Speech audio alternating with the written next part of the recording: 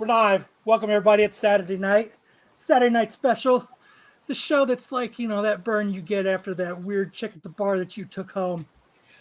We got a pretty fun show tonight. I think we're going to show off some of our favorite stuff. Except Matt. He doesn't want to do a dick measuring contest. No. We got some We were fun just waiting stuff. for you, Brucifer. Oh, it's a party now that Brucifer's here. He got all excited because he thought I sent him a dick pic, but I really didn't. I sent him a picture of a mushroom. But let's get this show on the road. I need to run over there and make a quick drink, and let's do it, Matt. Warning. The following video contains material that some viewers may find harmful or could be traumatizing to some audiences and doesn't reflect the opinion of Renovision. Viewer discretion advised.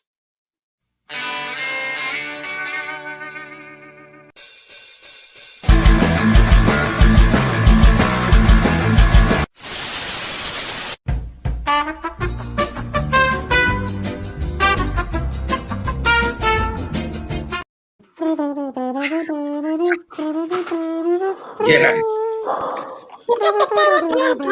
No, that's an intro. That is an intro. What up, AOA? What up, TK? What up, Brucifer? What up, Tyson? You guys are looking good in the chat today. Brucifer is now my top source for humorous reels. Sends me the reels every day on Instagram. Thank you. Hats off to you, Brucifer. Appreciate you. Always. Got those DC books I see. What up, Nathan? Hi, Nathan. Thanks for tuning in. Hello, Nathan. Wow, Matt, you sound under the weather. I've been sick for a week now. But you know what? You're pushing through, baby. That's all that matters. Pushing through. That's right. Playing hurt, baby. Did you just pop a cork, Kyle? I did, sir. I did. Oh, man. I was at the stupid dealership for like 4 hours. Oh, my gosh. Is that why we were late today? Exactly. Partly, yeah. You're buying a new car? You were at the dealer. I was getting an oil change, an alignment, and some dumb recall thing on my car. Oh, man. Drive safe, my man. For our picks, I didn't pick anything big. I picked things that got decent stories behind it because I thought that would be funner. And then I figured that would get Matt to participate. Well, yeah. I had all disclosure, have not pulled anything out. So yeah, I don't think Matt is prepared for sharing anything. God damn it. That's my Hey, I know Darth is though, because Matt, all we need is Matt's presence. That's enough. But I did pull some manga books. Cool. Shout out to Joe and Brucifer and the others that sent us picks that we could show off as well. So that'll be pretty awesome. But before we get into the comic books, I did want to share something for Thresholds of Reality. So we interviewed a guy a couple weeks ago named Robert Kopecki, who went through 3 near-death experiences, and then he wrote a couple books about them, and he sent me a signed copy. He had a couple brutal near-death experiences. For Sam. Follow the love. Yeah, him and Sam had a real connection. Like one of his near-death experiences when he got beat up by a whole bunch of Nazis in Tempe. He got beat up by a bunch of skinheads in Tempe. There's still Nazis in Tempe? I guess. It was in the the 90s. Was the 80s. It was 30 years ago. Oh, all right. It was when the Super Bowl was here and they played at ASU Sun Devil Stadium. Yeah. It was a long time ago. So whatever stupid year that was. You guys know what sharps are? What did he yell? Hello, Go sharp. Arizona University. Yes, and then he got beat up by a bunch of skinheads. If you're on the C note and you go up one, that's a sharp. No. Oh, bother. Sharps are supposed to, well, California, they were the opposite of Nazis. So non-racist, bald. Oh, like straight edge guys? Yeah, non-racist, bald, tough, white dudes. What's an accidental sharp? Straight edge. we called them straight edge when I was in school. Oh, okay. Yeah. They Doc Martens, cut off khakis, Yeah, those were the guys. Spike bracelets, because they were always looking for trouble. 1996. Yeah, that was about it. '96 Super Bowl. The That was Jordans of Timberlands. that the Dallas Cowboys, Joe, defeating the Pittsburgh Steelers? They should be Are we stealing. doing Sports Almanac like we're Back to the Future Part 2? Mm. Great movie. You think KD's going to play tomorrow against the Bucks? Oh, Sunday, huh? Sure. Yeah, suit him up. Why didn't he play yesterday? Because they wanted to give him a Didn't feel like little it. bit more time to heal that knee. Maybe the Suns can win me more money. I think they're gonna be all right, man. Are you on like a sports book or something, man? Yeah, I bet. Help a good coach. I bet some money on the Super Bowl and got some free bets from it, and then so I put that on the Suns like a week ago and a parlay and hit. So they won me like $150, and so maybe I'll put some of that on the Suns again. Nice. Who'd you have in the Super Bowl? I did a parlay. I bet on the Gronk kick, and I bet that he was going to miss it, so I won that, and Oh, wow. I got free bets from that. And then I called I won like $15 on who was going to receive the opening kickoff. Mm. What is a that. parlay? I bet on a parlay is when you have Parlay? different multiple legs you can bet on. Like I bet that Patrick Mahomes would have 250 yards. I bet that Jalen Hurts would have 250 yards. I bet that not Zach Ertz, but I can't think of the dude's name. The tight end from the Chiefs. I can't think of it. Kelsey. Does he have a tight rear end? What's that? So it's more for less, basically. I bet that Kelsey would score a touchdown at any time, and then that the running back or the quarterback for the Eagles would run in a touchdown, and I hit all of those except for the Mahomes yards. Mahomes was like 20 yards short of me hitting that parlay. But I need to. His heart is looking like me during work when I got to poo, but also have to zoom. It's a real Mario. Comic Chef says a parlay is an herb. That was a bad call. That flag. We don't got to go down that I rabbit. like the parlay. Parlay is part of the Pirates Code. Arg. You gotta fight The Pirates for your left right me. to parlay. I know that Kyle is looking forward to putting money on that Jake Paul Tommy Fury fight tomorrow. Jake Paul's fighting? Yeah, he's fighting Tommy Fury. Is it I want him to boxing or go into the MMA? MMA because Dana Boxing. White said he'd fight Which him. Paul brother is a football player now? Neither. One's a One of them professional is. wrestler. No, I think one of them signed with like a little league or something. Little League. He's like 42. and It's he's kind Little of like the League. fights he picks. Knocking him out of the fucking park. Like, was that game of the episode of The Simpsons where Burns had like the good players come in, like real players, Let's for see. the softball Yeah, tournament? Targets NFL after career in boxing. All right, Sam, you ready to start the news? Yeah, let's do it. I like the news. I don't like news.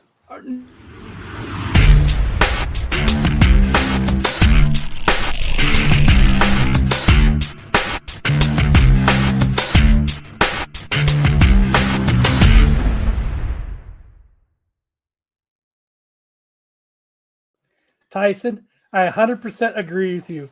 What was it? Was it on that Oh, the ridiculous herbs and herb spices spice tier list? tier list? That was ridiculous. It That's really called was. that's called scraping the bottom of the barrel and That's adding nothing called- else Who to did a that? tier list. Who of did herbs. that? That's gross. Dude, I didn't see it. Dude. Was that Dom? Was that Dom? I and went Jedi? on and I saw that they were tearing fucking onion powder, and I was like, "What in the fuck?" People were like, "What am I are they watching? doing?" What? I just went to sleep and woke up, and what the hell is this?" Like, so when the guy commented, Pepper, what did I wake S up to? tier, lemon pepper, B tier. What the hell? Cloves or D tier? Next Fuck they're gonna cloves. be tiering Onion powder different kinds better of be S tier ranches. because that stuff goes the distance. Salt, pepper, No. onion powder, S tier. I heard a little birdie said that Wednesday they're going to be tiering dipping sauces. I'm all in. I'm in for that. Hey, don't sleep on what is it? Garlic Cane herb. sauce, Corn Ranch. S tier. Need some Cane sauce S tier, It's not McDonald's Corn Ranch. hot mustard S tier Domino's. all day. There's a Domino's garlic has the herb best sauces. chicken. That's phenomenal, dude. I Next use it all week the we're time. gonna tier list strains of marijuana. Ooh, I don't smoke no more. Tier Bro. sauces on hot women. There's nothing like Purple Kush from 2005 strain. Nothing like it. Best herb I ever smoked. Where's my You know, Alaskan I did an Thunderfuck? interview. I interviewed Tommy Chong a couple years ago, and he said that he grew a strain of weed that was so stinky that a family of skunks moved into his yard. Oh man.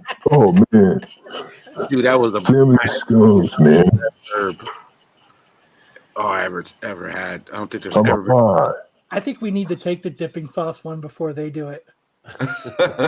I think we need to do the dipping sauce one next week. You're gonna scoop him on What up, the Patrick? dipping sauce. That's hilarious. Oh, different loggers. Lagers. I mean, what are they gonna do if we steal a segment from them? Who cares, right? We should do. I'll get a different call from manager Marco. They're making Hey, a listen, show. We I'm stopped ready. doing we stopped doing comic book reviews for like what 2 weeks, a month, and they jumped right in our grave before our bodies were even cold. So, what are you gonna do? I got fired. I am no longer HR. So But you you keep should change your showing name up to to former work, HR man. manager. yeah, Barbecue sauce S tier. Cane sauce S tier. Have you guys ever had Arby's sauce on a chimichanga?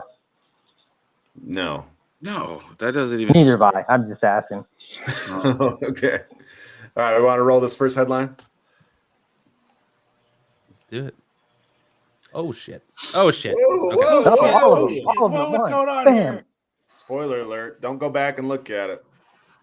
Okay. So a writer was asked by a journalist on whether or not those characters were romantic. So which characters was it? A, Kang and Janet Van Dyne, B, Cocaine Bear and Meth Shark, C, Captain America and that one chick, or D, the Flash and the other Flash? C. I'm gonna say Captain America and that one chick is definitely out because she doesn't have a name. It's just that one chick. No, it's No, Carter's. they talk about it. niece. They talk about it in that movie. Yeah, it's Carter's niece, ain't it? Oh, No, wait a it minute. wasn't her name. Oh, Oh, the one. What the fuck was that? It was a bear. I thought That was, fucking Harper that was just Cocaine popping Bear up and Meth. That was a Louis. vote for Cocaine Bear and Meth Shark. I'm gonna go with A. Well, we did hit the spoiler alert, unfortunately. I think Hartman is flushing the fucking toilet. Dropping the news. That might be super loud. Luke and Leia. Fucking We got flushing Flash and Flash. a toilet. We got Kang and Janet. Janet. All right, sorry about A and D. I'm gonna go with Spoiler. B. Spoiler alert. Spoiler alert. Warning! Spoiler alert! Spoiler alert. Spoiler alert. Oh my god. Yeah, spoiler alert. that. It was A, Janet Van Dyne and Kang. And then the Wasp bother. Mania writer on whether or not those characters were romantic was referring to Kang and Janet Van Dyne. In the end, he concedes, but yet You could see it's just like your internet did. Yeah. Close your mouth. Janet was in there. Janet was in there making it happen because. Oh, I can't. Can we? Janet froze talk you about up. spoilers about that, man? She was just. I mean, canceled I stag, already saw the guess. spoiler alert, so I mean, No, I I'm think we're talking in- because. Well, can we discuss spoilers, or are we like? I think we What are can you, once Marco? we're discussing. So Sam got hit with the dodgeball. Because her and Bill Murray. They got it on. Yeah, so Janet was in there just making it happen, huh? Yeah, she was making waves with all the They're powerful milkshake. guys down there in the quantum realm. She That found movie- herself the most. That movie is D tier, by the way. Hey, Yeah, let's hit garbage. Hi Nathan here. If you guys didn't already hit Coming that. from a I think we She-Hulk can all fan. admit. I think we could go to. I think we can all admit I gotcha. that Ezra Miller himself. Yeah, absolutely. She got the Time travel D. She got that tang for Kang. The time travel D. Hey, Michelle Pfeiffer, dude, is if she doesn't have it, man, she doesn't have any work done. You know what she was getting though? And if she does have work done, it's Multiple top Kangs. notch. Grade A. You know, talk about time S travel. tier. Matt and I Still were talk talking about time about travel. She today ain't bringing your boys in. what Fast and Furious 10 is going to be. And I said, well, they've done everything. Now they're going to figure out time travel. That's going to be the next one. They're going to go back so Dom doesn't fuck up that race car driver that killed his dad. I'm not watching that movie ever. You think they'll bring him back I alive? am. That Dude, shit's I'm like so a guilty invested. pleasure, dude. All Yeah, those are I'm like so invested in those movies, man. I'm Are you going. serious? Day It's like one, Pete I'm going. watching, Dude, Absolutely. Fast and Furious is Twilight. good Like series. that dad fucking They thing lost me with Ludacris going to space. back forever. Dude, they fucking The councils of Vin Diesel. it was just odd. They built a car on a spaceship to fly in this, and they flew through a satellite. Yeah, they sent a dude. Fiero. Like, that's what we're doing now. They That's sent a fucking where we're Fiero going. into space. Something like that. Yeah, they flew a Pontiac Fiero. No, it's been real, guys. Oh, they did. See, I don't think I saw 9. I just refused, man. I'm out. I'm You done. missed the space travel? So awesome. Dude, I watched it twice today. I watched it at like 4 o'clock in the morning, and then it repeated again on HBO, and then I watched it again until I had to leave to go run my errands. No. I promise you, somebody's out there thinking he went to space. This shit's it's a guilty pleasure, man. It's fast. No matter how much I love I like how they act like Paul Walker's still alive and shit. Oh yeah. He's coming back in 10. Spoiler alert. Dude, he's babysitting the kid. Dude. Yeah. I was like, Oh, how the he's fuck did still Dom alive in the world? get Like they his son to watch his kid so fucking quick. I might Right. I might watch it just to watch Brie Larson, Captain Marvel. man. Burned. I hasn't. don't even she know her, and I hasn't hate been- her. She hasn't been hot since Scott Pilgrim versus the World. Nah, she was hot when she was like, what was that episode? She was on the Late Show, Oh yeah. Jimmy Kimmel or something. Yeah. Oh, dude, No. She was doing too much with that. Like, dude, just Yeah. she was banging. yeah. But dude, she's like 50 pounds, man. I follow her on IG. She's like 50 pounds, dude. She's like She's skinny. the queen of cringe. Well, she's doing the wrong kind of workouts, but she's trying not to bulk. Which, if you're gonna be a superhero, you gotta bulk a little bit. Yeah. All right. Yeah, like nobody wants a slim superhero. All right. So what new movies were announced by whom? A Pink Panther movies and new Pink Panther movies announced by Steve Martin. New Alien Predators Face Off was announced by Ridley Scott. I wish. New Lord of the Rings Ooh. announced by Warner Brothers Discovery. Or new Dragon Ball live action announced by Sony. C. Or 800, Sam. C. What'd you say, Hey. Matt? Hey. Huh? You said C? I said C. Yeah. Yeah. B? C 100%. Yeah, this one has been all over the news. I'd be surprised if anyone got this one wrong. It is I got it C. wrong. New Lord of the Rings movies announced by Warner Brothers. They also had an announcement Why? that Warner Brothers is in talks with Peter Jackson to have these movies made.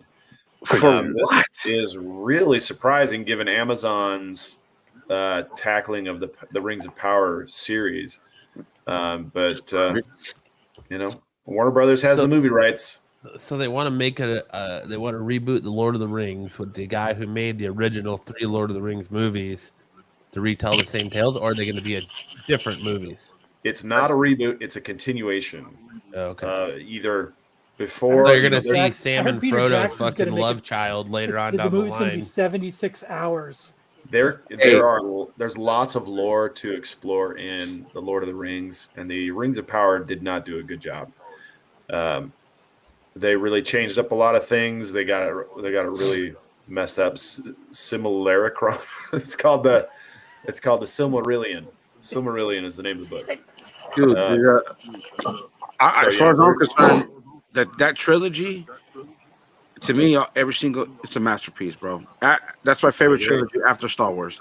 I agree with you. Hands down, Yep. dude. He Extended wants to do version. 40 hours of walking.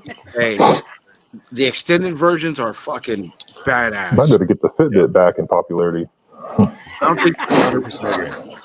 I don't think there's been a trilogy as good as those Lord of the Rings movies. Journey Lord of sucked. the Rings movies. My Peter Fitbit is Jackson wants killing a it. Burger King for it. Well, you know, Lopez, they still haven't come out with season 3 of Tiger King, so keep your fingers crossed. Oh shit, Tiger King. There's a lot of news announced. I'm excited for the That's because old It prequel. Joe Exotic's dying. Oh yeah. We've got Yeah. the Similacrum. It's Silmarillion. BK. I think that's what the dude got busted with on patrol last night.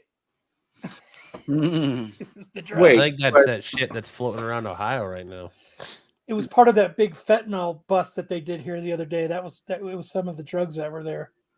But yeah, Lopez, you brought up the It prequel. Welcome to Derry coming to HBO Max. Oh yeah, a lot of I'm news. stoked about that actually. I almost put that story in here, and it was going to be all about Stephen King's grandma's titties because he put a lot of those in the It series. Is that what that's about? I thought it was like a documentary on Yes, like it does, TK. the effects of dairy on the human body or something. It's what made me become, DERRY, Dairy gluten. Maine. It made me stop having to eat gluten. Yeah, I automatically dairy. like, all of a sudden just started getting my stomach upset because I was like, "Oh man, dairy, that's gonna Cool. run right through me." I could fuck up some dairy. I don't, man. Spelling is Dairy something that Queen. I really have a hard Yeah, time. I don't like Dairy Queen. Well, they got that one burger, that spicy burger. Hey, they're not going to do it, man. That Arby's. shit's dead. Arby's has a spicy burger that will fuck you up. I read an article that it just didn't get enough watches. I loved Mindhunter. I thought that was Mindhunter was very good. show. Is it? My wife watches it. Is it based on real murders? Yeah, it's based on real cases and the real FBI guys who developed the kind of profiling scheme they use for serial killers. But they are not; those are not the actual guys in the story. It's just guys You and who are everyone there else, to make Lucifer. You know what? That reminds me of the greatest book I've ever read, The Alienist by Khalib Carr. That is. I've never read it. Fantastic. They did a show about it on TNT. It was fucking horrible. But that book, dude. TNT? How long ago was that? Is that still on? Is TNT a thing? All right. Moving You're on. getting ahead. You're getting ahead of me. So this next headline, blank TNT. our spinoff reveals epic pitch video. So, what popular series almost had a spinoff for a popular supporting character? Was it A, Kung Fury with a time hacker spinoff? I'd watch the shit out of that. I'd watch the shit out of that. Dude. Was it B, Fantastic Four with a Johnny Blaze spinoff? Was it C, Knives Out with an Ana de Armas spinoff? Or was it D, Teenage Mutant Ninja Turtles with a Casey Jones spinoff? I'm You shut fired, up. BK. HR. I'm no longer HR. I don't know the answer to this one. I'm going with D. what Comic Chef said. Yeah, Team and T, Casey Jones, D. All right, let's hit it. Let's see if you guys are right. John Wick's dog spinoff. Teenage Mutant Ninja Turtles Casey Jones spinoff reveals epic pitch video. The almost director, the guy who was making the pitch, Jason Eisner, said 5 years ago, I pitched a Casey Jones standalone film to Paramount with Shredder's daughter Karai as the heel. The final act saw Casey team up with Raphael, who was to look like he stepped out of the 1990 film. Here's the tone reel I made. And then you can look at the video. It's a bunch of clips that show very Casey Jones-esque people with various other characters that kind of gave you the tone or the feel of the movie he was going for. It's very dark, very gritty, kind of based on the feel that you had between Casey and Raphael in the 1990 movie, kind of in their first interaction where they That would have been fight badass. You could have watched. Yeah, it would have been. Was that Is it guy like the Raid 2 or? Seems like he's pitching for somebody to pick it up. Yeah, he was pitching it to try and get it made, but it did not get picked up. I mean, it So sounds like he's throwing it out there again. Seems he's he can't throwing it get a out there bite. on Twitter for everyone to look at, and if you like it, Paramount will pick it up. I bet you. Well, I don't know, man. The Raid 2 was that movie was so badass. With the Raid, oh man, those are Dude. Yeah, Raid, the They're Raid masterpieces, had man. amazing soundtrack too. dude, Shout out Mike Shinoda for that. The Raid is fucking fantastic, bro. I don't know if that's where Daredevil got that whole hallway scene. Oh, it has to be. It has I to be. mean, it's not just the Raid. It's not just the Raid. It's any like long fight choreography. Like they did one in Old Boy with a hammer. That's I think where it was taken from. Correct, which is years before the Raid. Yes, and they had those villains in the John Wick movie too. Yeah, like the little short dude. Fuck, badass. Old Boy was fucking be better than Dude, that fight shit Seth in the Rogen's Raid about where to they're put in the out. mud. Dude, fuck, dude. What's Seth putting out, Matt? He's doing a Ninja Turtles movie. Yeah. Which one? It's called, an animated Ninja Turtles movie. Mutant Mayhem. Oh. Are they gonna laugh the whole time?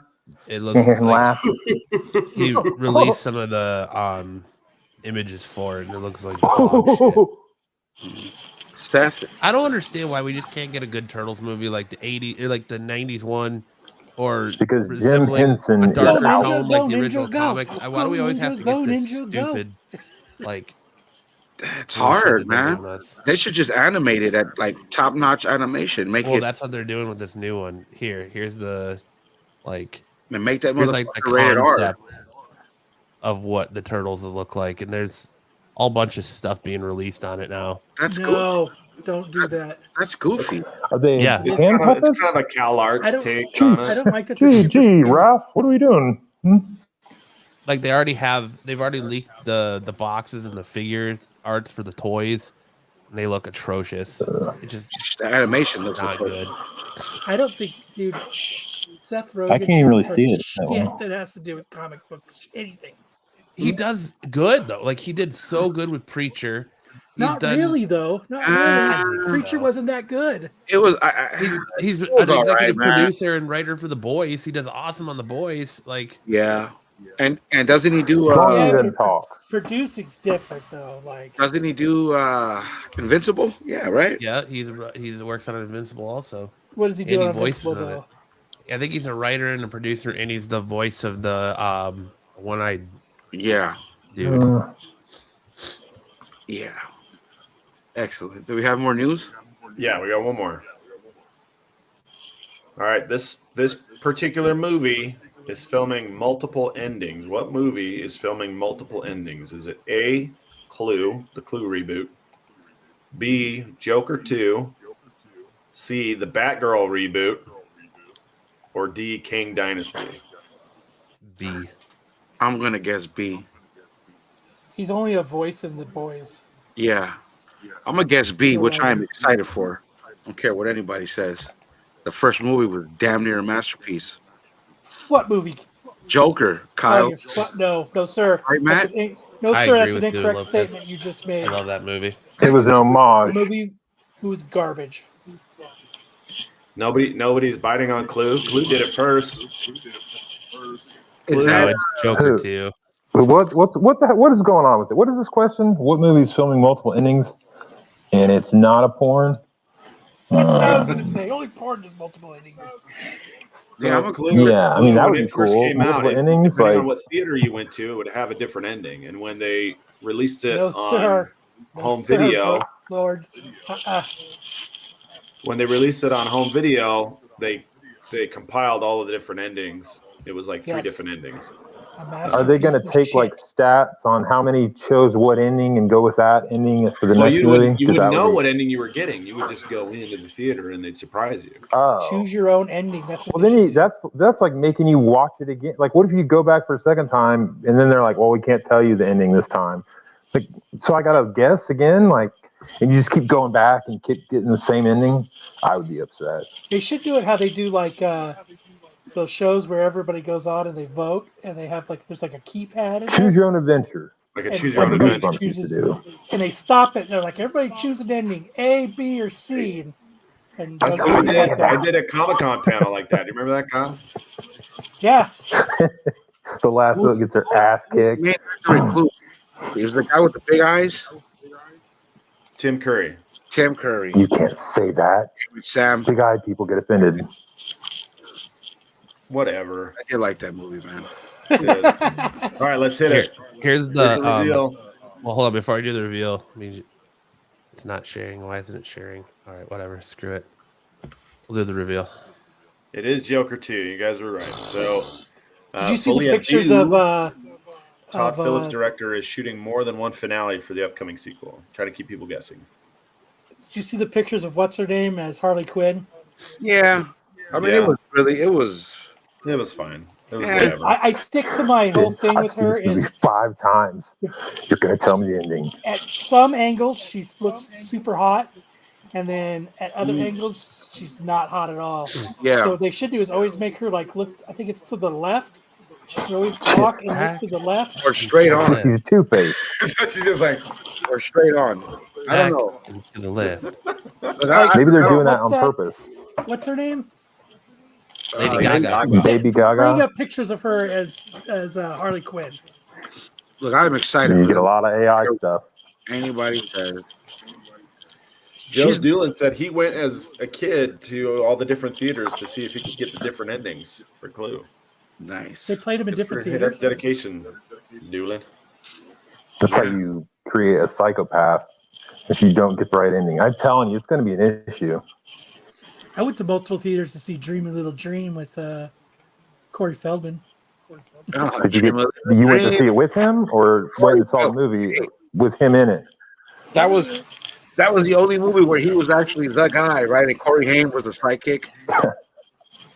Remember, he was doing the Michael Jackson. Corey Feldman. Why isn't it? What the hell's going on He here? wouldn't stop I'm pushing my trying to leg. do what you asked and share the picture of The turtle. Harley Lady Quinn. Gaga. And it's not like sharing. It's being stupid. Here you go. See, that's to the right. No bueno. Show a couple more It's pictures. the schnoz, isn't it? That's the only one we have. You gotta That's break the up only with No, me, one. bro. they have Yeah. more pictures. There's more pictures. You gotta break That's up the with only me? one I've I don't seen. think so. This is the picture, dude. Like all It's the not- other ones are like fan created and stuff. So you want to do it in the bathroom? Unless you're talking about like Can't wait, dude. Can't wait. No. These are all AI Please generated. don't. These are all Hartman generated Yeah. right here. No, I would have done better than that. Definitely would have done better than that. She could pull it off. I mean, I don't think they're going to go that route with all that. And I think if we see her in any makeup Ooh. at the end, This is just my normal clothes. But That's there not was- even current Lady Gaga. That's Lady Gaga from like 10 years ago. but there That's was current yeah, Lady Gaga. She's not doing so hot right now. But back to the turtles thing. Here's the. Let me share this. The figures. Speaking of This turtles, I'm thing's turtle so heading. Stupid. Thanks for that, Hartman. Yeah. Okay, Hartman. All that Why don't you No. take a break? Why don't you take a break and go take care of your God, go Prairie take dog in care there. of your fucking. What the fuck is that noise? that's Hartman, dude. Hartman? What? Dude, What is it? I'm stop. scratching my Like- face. Stop brushing your teeth. Here you man. go. Here's I'm scratching my Splinter beard. with glasses. Raphael, No, Leonardo. he's Leonardo like Three looks high Blind as Mice. fuck. Dude, are they making Splinter blind? Like I have Three no Blind idea. Mice? But Well, he's Michelangelo looks goofy. Got like buck teeth. Donatello looks goofy. Leatherhead looks goofy. They all This look like Rocksteady bothers the Seth. crap out of me. Dude, it sucks. Yeah. Fuck Seth Rogen making shit, dude. I'm telling you. you might as well give them beards. Hartman Why is fighting Baxter off the Stockman called Superfly? No idea. The Superfly fly guy. I got Superfly on the radio. The top's down in my I get a Pinto. buzz going on. This looks very Cal Arts to me, and I don't It looks necessarily fucking like Cal Arts. stupid to me. What is with the trope of having to give Donatello glasses and everything now? Like I Because just he's don't get it. nerdy. It's fucking stupid. Well, I mean, they might be bifocal so you can see smaller print. Raphael looks like he's trying to push out his shit. Leonardo looks like he's high or he just came. Like, just, oh, it's so bad. That's his O face. I can't stand turtles anyway, so I don't care. Hold on, let me. Just give them the O face. You know that Hartman. face you make? Oh, so I'm putting my headphone back in. Calm down. So that's not a real picture. It fell out of my. Oh, I'm wearing them in the wrong ears. That's AI. Might be why. That's AI, bro. There we go. That might be better. That's better. If you go to the one with her and Joaquin Phoenix, Also, I'm gonna get that also laugh Photoshop. down. That one is Photoshop too. oh, is it? Yeah, that's her from She's attractive. the Bradley Cooper movie. See how when she looks to the left, she looks hot? Bro, this That's is how not a she- real picture. That's how she needs to look at all times. See, look to the left. Yeah, Goes back and to the left. that's not her. I mean, she's got Straight on. No, sir. that could be her. It just That is depends on her makeup, man. Like if she wears I the right take it makeup, back. That's to the left. that's decent. Whatever. I Bro. can't wait to see the Ninja Turtles with them. It's like a fighting. If I was That's my impression. and she asked me out, I'd say yeah. Oh, don't get me wrong. I would. You know, I'd be done before it even, yeah, I'd be like, sure. Yeah, no, don't get me wrong, but I'm just saying. I think she's gonna surprise people, dude. I really do. If She's a terrific actress. yes, she a is. terrific Well, she's actress. Oscar nominated. I think she's got an Emmy. And She's very good. She's very Golden good. Globe. That's not the question. That's not the question. Yeah, I like. Kyle is looking at this on a very superficial level. Is she hot? That's the only thing he cares about. Oh, yeah. Will She- she support me Talk for the about rest her of my acting. life? Well, no, Harvey, she's not going to support you for any period of your time. Of your Will our children look like me? Yes, sir. Back and forth. Hey, Ooh, as long as you got a bang. microwave, you know. Who needs chili? Arby's has a chicken Yeah, right here. sandwich that's phenomenal, dude. Yeah, I don't know about that, Joe, but Madonna. I saw something Not great at all. today where Dick Tracy. every few years Warren Beatty dresses up as Dick Tracy and does an That's interview, exactly what I was about to say. and it counts as a sequel. So He like gets shows up the as rights to the interviews and character. shit. What's that? He does interviews. He gets Yeah.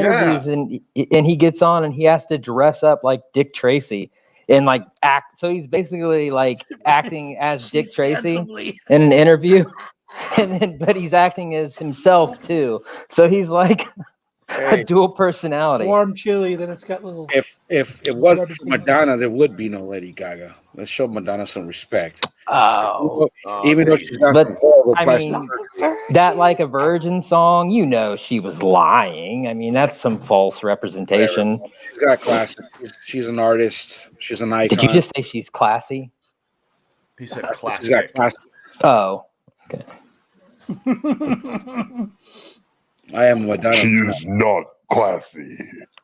La Isla Bonita is my favorite song, and The Secrets, and this. Oh, and the used to be my playground song from when they're playing. There's no crying in baseball. Remember? I like that She was in League of Their Own. Moscow Own. song by Michael Jackson. That's a good one. Oh, dude, Debbie Harry. Debbie Harry. Why do I know that name? She's related to Dirty Harry. Debbie Harry. All right. Well, moving She's on. Well, that's it Lucy for the Blondie. news. Are we doing our? That's who Debbie Harry is. She's the singer Blondie. All right. I real quickly pulled some books so I can participate tonight. That's what I'm talking about, Matt. You know, I if I was HR, I would have made you, Matt. But I Who got said you're fired. not HR anymore? Who fired you? Oh, I rehired you, Lopez. You are rehired. excellent. I'm back in, guys. Hired. Are we doing it? Are we doing it? You want to do that segment now? Which one? It's what's up next in the What are we slideshow, doing? so- We can do comic reviews.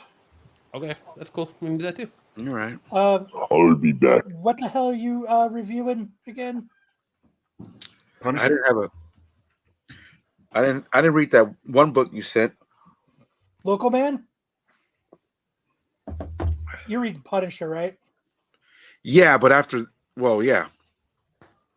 But the one book you sent, dude, I was doing training at home for 3 days, and it was You know 1.5 what hours. excuses are like? assholes, and everybody's got one. And nobody wants to hear it.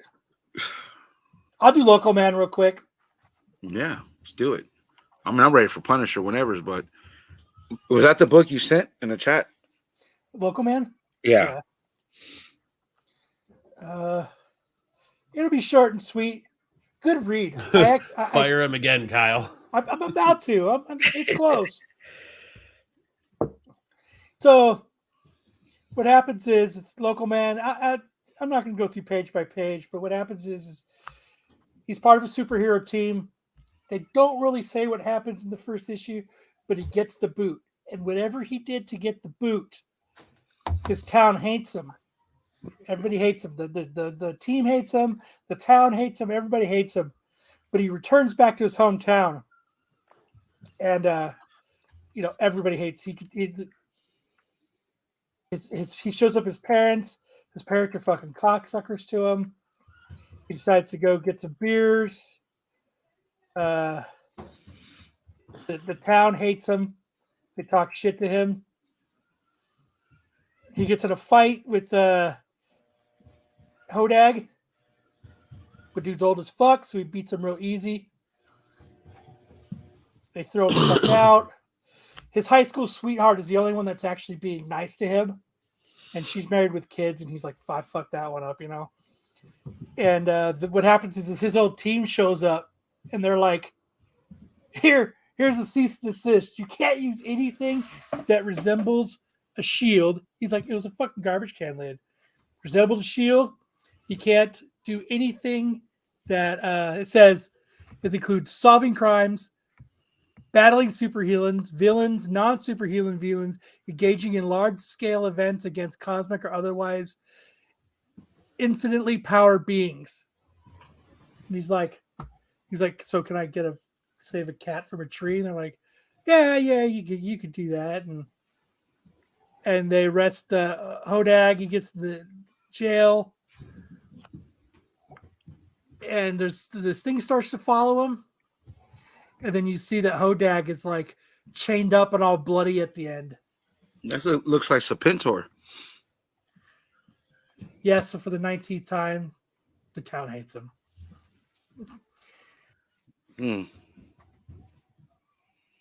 Interesting. So it was a pretty good read. I'd suggest going and reading it. It was I'm curious to see where it goes, because I like that it's like the dude's like fucked. You know what I mean? Like his nobody likes him. He's whatever he did, it must have been huge, because you know what I mean. He's hated by all. So, but totally worth the read. I enjoyed it. I tried to get Tony to come on. I'm still trying to get him to come on and talk about it. So we'll see. So, all right. Did you read Punisher? You said? Oh yeah. Which did you read? Issue 3. This is where it gets good. This is where it gets juicy. Fucking finally. It gets good. Like, I like that cover though. It gets good like a Lady Gaga song. Why is it not? Oh, you know what song I heard today? It gets good like a bad romance. It reminded me of you guys. Every rose has its thorn, my poison. Oh, fuck. No. Now it's gone. Thank goodness, because I was singing it all fucking day and I was annoying myself. Oh, thank God I forgot. Never mind. I Can Buy Myself Flowers by Miley Cyrus. Wrecking Ball by Miley Cyrus. Oh, that's a good one too. Yeah. Like a Virgin, Madonna. Classic, man. Madonna is an icon, gentlemen. I Want It That Way, Backstreet Boys. She's an icon, bro. No matter what you say, yes. The king of killers. This is where Will Smith Kid's an icon too, according to songs. It gets heavy into his keeps going on the origin. And this is right here, just he's fighting the soldiers of Ares. Dude, out of war. He's boning his eye. Yeah, bro. Ain't fucking around, dude. I think I can't think of Jason Aaron. Did he just write that Avengers run? Was that him?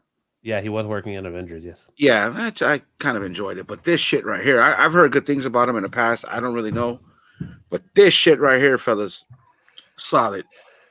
That's just them fighting Ares soldiers. Nothing special. Same here. Nothing special. About to get juicy. He's about to fucking whack this dude. Trying to get information from him to give up Ares. That's Hank Johnson, Agent of Hydra. And look, I think he Dude, that was such a good read. He take his heart out. I think he took his. No, he didn't take his heart out. Okay, so that's Frank with his wife. Getting it on again. Getting laid after 30 years. And that's her just. Oh, hold on. I think she says something to him in here. That's like, Frank Castle, you are too beautiful for words. She's like literally, like I said last issue, man. This woman has been watching Frank since he was a child. She's on his nuts. In love with the way she's in love with the way she kills. Here's what I was talking about his first kill. Remember when she gave him the daggers? What dagger would you choose? Because she's been watching him since. So he's just shooting bottles on the roof like young Frank would do in the summer in some borough in New York. I'm not sure. Hell's Kitchen. The Bronx. That's what I picture Bruce for doing on Friday nights. What? Just shooting in New York, shooting bottles. Oh yeah, her face. In a borough somewhere. A borough. And okay, so this is Baby Frank, right? So this is do a barrel roll. The town, the city, the borough. The view of the Punisher. So this guy just starts beating up his a couple, basically beats the living shit out of him, and Baby Frank is watching this from the rooftops, not liking it as usual. There's some close the window. Nobody says nothing. Everybody acts like nothing is happening. Frank ain't liking it, bro. So it goes on. He's on the roof. He was target practicing with bottles in broad daylight. And that's Frank right there. So fuck that. And that's easy to do, right? And right. So that's Frank. He gets mad. He breaks his weapon. Baby Frank is the only one. I like that drawing right there. At the funeral. Look at that. Baby Frank. Yeah. Actually, he's probably like a pre-teenager. Now, Frank's not happy. So he's making some bombs. You got the revenge plan. Yeah. Normal stuff. Normal. Look at that. Yeah. Safety first. Yes. Safety first. He should have had his safety glasses on. Maybe a respirator, half face. I'm gonna have to call OSHA on him. Yeah. When you're making a bomb at noon, but you got a hockey game at 4. Yeah. Frank's waiting on the douchebag that did it. And then there you go. Next panel gets look, he did a Home Alone. He did a Home Alone, bro. PK says I do that if Marco was getting a tune up on the street, closed doors, windows, everything. Absolutely. Does he get justice for the old prank? Look at that. That's why I used to get mad every time before the podcast. Yep. Home Alone, baby. And look at him. Okay, he names the victims. Lucia and Martinez Gianelli. I don't want to hear them scream anymore. I just want to hear yours. Look at young Frank. Look at that. Toshes him on fire, bro. He's got the Aquanet. Yeah, and he's got his Captain America mask. He's a Captain America fan when he was a kid. His favorite hero. Look at that. Look at that. The killer goes down the street. Fire. Yep, set him on fucking fire, dude. And the whole time the Archpriest is just I like that. loving it, dude. Look at him. Yeah, the logo and the smoke. That's cool. Yeah. And it was the same thing when she's narrated. People close the windows, act like nothing happened. And there she's still, jocking him. She's jocking him, huh? That's how you get answers. Jocking. I hear. Jocking him. Remember? 90? No. Jocking him off. Right there, dude. Right there. Jocking him off. He's American. Please help me out. Yep. You're good. You go, Lopez. You're good. Yeah. Behold the Punisher, the beast. The beast of the fist of the beast. Okay, so these two, if you go to the next panel, or next slide, those two, there's some two guys that have some issues with each other.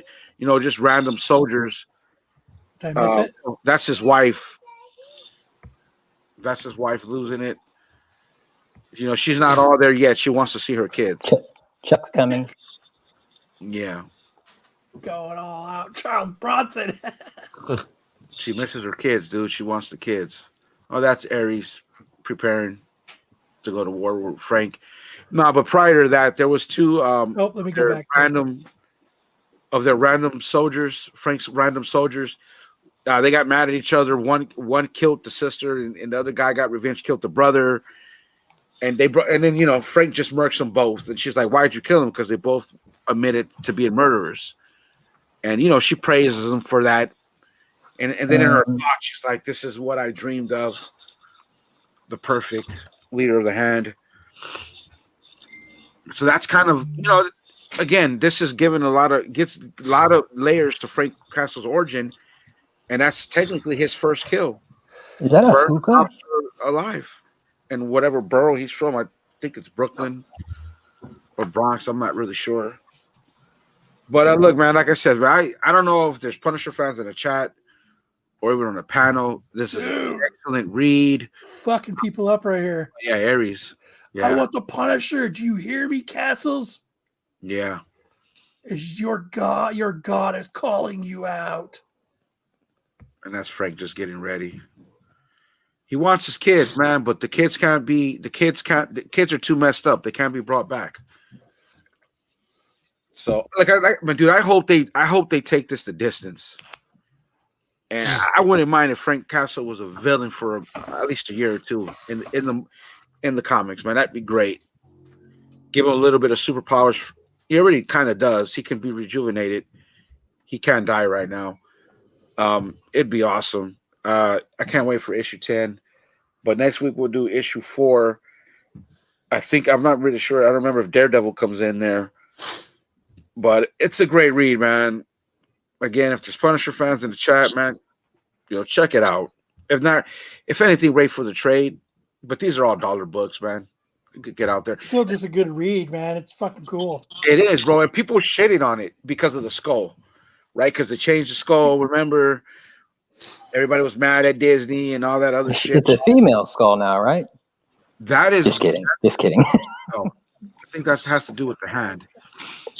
Stick Boy looks like he's running an episode of Cash Cab over here. He's just coming to do his segment. So let me. He's out of town, but he's got this nice segment that he do. So let me bring that up. Is he driving? Welcome to Cash Cab. You're on Cash Cab with me, Cash Cab. Oh, just a dog. Hold on, let me address BK real quick. BK, you probably haven't even read an issue. You're too busy reading DC books. Oh shit! Whoa! Shots fired. Pew, pew, pew, pew. All right, that's better. Okay. Cash Cab. I heard that. Buffalo Bills fan in an undisclosed location. So reporting to you live from Greater Upper Springfield, Virginia. I agree with that, BK. Okay. Two boobs touching. Ooh. Two boobs touching. Kyle, do you have that intro? Is there a bumper? There's bumping. There is. Hold on. I did my own bumper. Janet Van Dyne. Look at those. Two things bumping. Do the hourglass. Steve Kyle. I knew I was They talking call about the something. hourglass. Bumping. A term in the 90s for listening. Like the suns through the hourglass. These are the days of our lives. I used to watch that. Is that what the Buchanan? Call it scissoring. I don't know. Oh, no. Shit, sorry. I don't watch days. Oh, shit, sorry. Oh, fuck. Asa Buchanan. Okay. Oh, One Life to Live, that was. No bumper? There is a bumper. Let me share it. Can you find it? Crap. Hold on. Bumper. There's a bumper. While you look for that, I'll be right back. Oh, Where's he going? He's in his car. that suspense, man, was killing me. Might have to get a Comic Man Andy on that one, BK. He had to order his food, man. Leave him alone. Oh, he's or doing some a lot. People just got in his cash cab. Doing a lot in that car. Do you have that sound effect on your board, What? Hartman? Do you have the cash cab What? reveal? I don't think so. No. I don't know what that is. Matt, the slides are in the slide. Cash Oh, cab. you know what? I might have it. So Join I'll do Cash that. Cab. Cash Cab. Put in the Alright. Cash Cab. Are you ready? Let me play the bumper. Run it. Like Run that. it. Run it.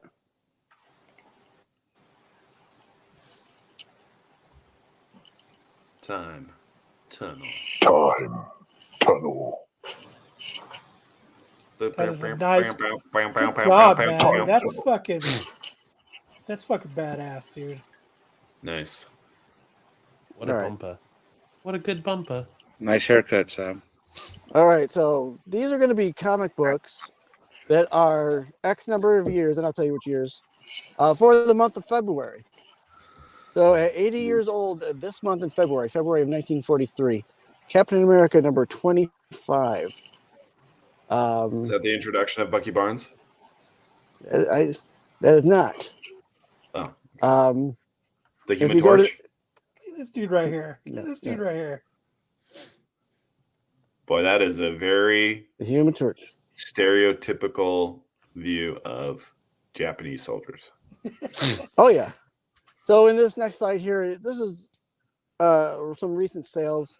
So there have been no Raws sold of this book in the last year or so, but there was a 4.0 that sold for $3,750 recently. As recently as February of last year. So this book doesn't come up much and doesn't sell that often, as you can see. I think this is one that you have Captain America 25 from 43. I think that's fucking something that staying in you could drink the goo. If you've got this book, it should be staying in your PC. Yeah. That's especially if it's anything above a 3.0. Got the skinny on the goo. Anything above a 3.0. All right. So next one is 70 years old. We have Journey into Mystery number 5. Atlas First appearance Comics. of Danny DeVito. Yeah. That's Danny First DeVito. appearance of Danny DeVito's first appearance. 10-cent book, February 1953. God, that looks like him. Without the beard, right? That's when he was younger. See When that? he was still playing in Cheers. You're not taking the cab. So for the next slide, we got some sold sales. What do we got here? September of 22, we had a 1.0 that sold. Let's see here. We had a raw that sold for 149, and we had a. Let's see here. That doesn't 280. Another raw that sold at 285, and that was way back in December of 21. So this is another book that doesn't come up often. Another book that doesn't anything this old, unless you're coming up with like a pedigree collection, like they had for Heritage or something like that. That's where you're going to find these kind of books. They're not going to pop up on eBay unless the person just doesn't know, what they've got. Like, oh, it's Journey into Mystery. I know nothing. Maybe they don't know anything about comics, and it popped into their shop, and I'm gonna sell Grandpappy's comics. Yep. Well, there's been a lot of times when these kids they inherit their grandparents' stuff, and they're like they hawk their coins, and they don't know what they've got, and they sell for pennies on the dollar, and the other guy's just licking his lips because he knows what he's getting. Like when Matt's ex-wife sold his comics. Pennies on the dollar. Wow. Pennies on the dollar. Oh, 100 down. I got people in Arizona, Matt. All right, let me move on. All right. 60 years old this month, February 1963. Fantastic Four number 11. Now this is the first appearance of the Impossible Man. Was the Impossible Man actually an alien? So we had Sorry, go ahead. couple Raw sales. One in February of this month on the 13th, sold for 106.50 cents. Is that showing the decline in the price of comics? Is this a good Yeah, so this is indicator here? The little chart up here shows you from like September to recent. It kind of shows you where it's kind of been going up. Where here in July of 22, it went up above $200. That's like the last 2 years. Yeah. Jesus. So May of 22. Yeah. It really spiked. June 22. And then the last recorded 9/8 sale of this sold for $16,666. Jesus. What? I mean, dude, 60? what did you have to do to keep a 9/8 from fucking 63? Jeez. Right. Now you forget about it. You seal it. You take care of it. You seal it, and you forget about it. Like most of our books. Yeah, but you didn't think about doing that in 63. You know what I mean? Like, you really had to be like an anal retentive fuck back then. I don't think they started selling like bags and boards until like mid 80s. Are you serious? Yeah, because when I started collecting back in the 70s, we didn't have that until like the 80s when that big market boom came, and where we started getting like the Hulk's TV show and the Spider-Man TV show, and we used to roll joints with the paper. Yes, sir. So within the last 5 years, there have been no 9/8 sales. 1982. There was one 6.60 sale in January of this year for $700, and then a 4.0 sold in February this month for $360. Dude, that's it. Now's the time to buy. It really is. It ain't time to sell, but it's time to buy. That was the time to buy. The motherfucking buyer's market. If you can find the right one, you're gonna get it cheap. I mean, that 4.0 for $360. You know, by the calculation of the 9.8 that last sold at 16,000, that 4.0 should be at least a $6,000 book. Fuck. Right? Fuck. Yeah. Because it just doesn't come up. Now, I don't know how many 6.0s are in the census, but you know, my numerical calculations would tell me that 4.0 should sell around $6,000. 24/7 to ship it, man, dude. Dude was pretty fair on the shipping. Yep. I don't even like cats. All right, AOA. Now we're about to go live now. AOA's here. Everybody buckle up. Everyone time for the goo explained. All right. 50 years ago, February of 1973, Invincible Iron Man number 55, the first appearance of Drax the Destroyer. And Thanos. With Guardians coming out, I think that's a pretty good one to have on the list for this one. So let's see here. Yeah, because Drax not going to make it. If any of them make it. I think Peter's not going to make it. I don't think any of them are going to make it. So February of this year, we had a signature 5.5 that sold for $638. And we had the shipping raw cost right there, $108. Yes. Fuck. Oh, come on. Seems legit. Dude, for $108, that motherfucker been drive to my house and hand it to me. Yeah, pretty much. Might be in a briefcase. Who knows? Now, the last three recorded 9.8 sales. One of January of this year sold for $9,600. There was one in, June of last year that sold for $19,200. What the fuck? I got to get my typewriter. Hold on. Who's buying this shit, dude? And one in May of last year for $16,800. Dude. I traded my X-Men Nerdy girl, so she can sell it and whatnot. Bubblish. I had traded an X-Men book for this book, and then I sold this book to fucking McClay to fucking help fund my Volkswagen fund. Oh. How'd that go for you? I got a nice little running Volkswagen, 1970 Volkswagen out the driveway. There you go. You got something out of it then. All right. So we'll move along to a DC book here. Oh, great. Also, February of 1973 and 50 years old is Shazam, the original Captain Marvel #1. No, there's only one Captain Marvel. It's Carol Danvers.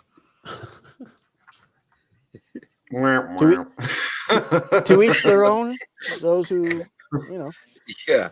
Brie Larson, can and those who can't, buy Carol Danvers books. Damn. Wow. The last 2 years have been tough on yeah. Billy Batson. We've had some good sales though on this book. This month alone, we had 5 sales where they range from these are raws between $15 and $75. My LCS has one of this sitting on the shelves right now for like $60. 60. And that's why it's still sitting there. Yep. And then the last 2 months alone, let's see here. I'm going to count these because I forget. 1, 2, 3, 4, 5, 6, 7, 8, 9, 10, 11, 12, 13, 14, 15, 16, 17, 18, 19, 20, 22 graded sales. That's more fingers and toes than I have. But these really ran the gamut from $43 to $50, low grades. And see here, these were 9/8. It's why you don't buy in the hype. Right. Buy So low, sell high. 9/8 ranged at a grand 25, which recent sales of $720.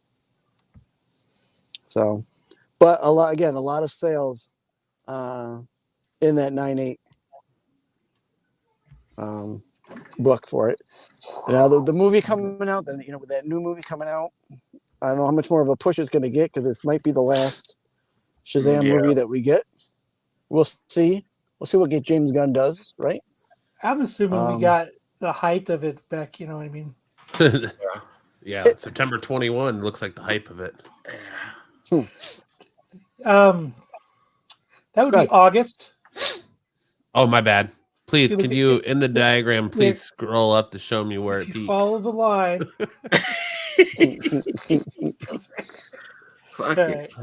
Yeah, it's a pretty flat, and those are just raw. That's just raw sales. I mean, that's an affordable book if you're really. Ooh, baby, I like it raw. Ooh, baby, I like it raw. All right. This one's gonna be good. Ooh, fuck this was one's that? for I think someone just like shot Hartman's up. Hartman's you moving go furniture on during to the the show. next one. Go on to the next slide. What the? February 1983, 40 years old. Marvel Star Wars #68. A first appearance of the Mandalorians. Not necessarily Boba Fett. Shout out to Dom. Yes, yeah. I lost my Brought it first down to a appearance of Boba Fett in a bet. Really? Yeah, to solo Wookiee of all people. No shit. So, dude, so when I got I was actually going to tell the story during my pickups, but I had the first appearance of Boba Fett. I had just gotten my Volkswagen, and he came over, and we were looking at it, and I don't know when the last time it was it's a 1970 Volkswagen. I don't know the last time it ran, but he was like, I bet you I can help you get this running. And I said, I bet you can't. He's like, you want to bet your first Boba Fett? And I was like, because I thought it was a sure thing. Motherfucker wasn't going to start. We fucked with it for about 20 minutes, man. The fucker cranked up. I was like, God damn it. And you gave it to him, huh? Nice fucking coffee, too. Man of your word. I like it. Yeah. Hey, a bet's a bet, man. Yeah, all day. Yeah, That book won't leave my PC, so don't ask for it. I don't need a Volkswagen. So, recent raw sales ranged from $75 to $121. Most recent sale of the 13th of February this year. Here you see the raws have just kind of peaked up a little bit there towards probably toward Book of Boba Fett there in September to December, and then they kind of petered out, going back under 100. But this is going to be coming back up, and this will be coming back around. I think Hartman just fell through the ice. I think he did too. You think it'll come around, Sam? Sticks? Yeah, I think this will come back around. I mean, I think we've seen the peak, dude. They're talking about another Boba Fett series, and we'll see where they go with that. It's one of those. These Mandalorian. This is something that people are always going to be seeking out. Yeah, that is the way. I think it'll spike when next month when Mandalorian comes back and you actually see him go to Mandalore and you see all of that. You'll probably get a little bit of a spike in it. Next week, handsome Matt, Wednesday. It's all right. I'll be on a cruise ship somewhere, so I could give a shit less. Right. Be careful. Before you don't go get to that, sick. go back to the. Not get sick. Back Wear a mask. Okay. 9.8 sales.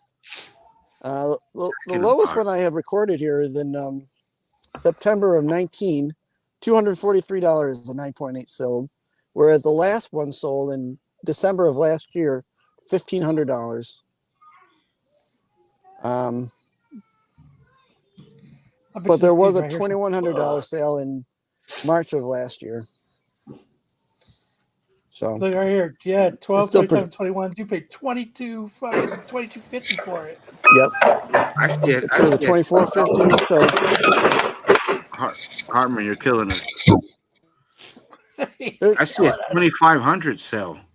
I've got one coming up next month on my time tunnel where I go through it from when the movie came out to when it stopped. There was a nice Thor book. We'll take a look at that next month. Excellent. To show you where the FOMO hit and where the FOMO went dry. Just real quick, legally, I want to let the legal team know that we would like to trademark time tunnel. I could be dead, and you guys wouldn't even care. Oh, you would care after the show when when the noise doesn't matter. Well, the as long as we typewriter hear works. noise out of you, Hartman, we know you're still kicking. Hartman goes back room. I repeat, time tunnel. I love it. That was the ultrasonic 3 February messenger typewriter for sale. February of 1983, 40 years old. Wonder Woman number 300. Check out this cover. This is such an awesome cover. Wrap around. Beauteous. I still think Perez does the wraparound multi characters. Yes, definitely Perez. I think he does it the best, but this isn't Perez art, but R.I.P. It's good. Yeah, rest in peace. This is so good. This is, I mean, you look at the head on the back cover of Diana Prance and the guys there. I mean, it's of course they add the little kangaroos in there in one of the stars, which I think whatever. Wonder Woman's kangaroo. Oh shit! No. Hey, he's in his time machine, taking you to the time tunnel. Show some Hey, fucking respect. Jesus Christ! He's taking time out with the fam, being upstate.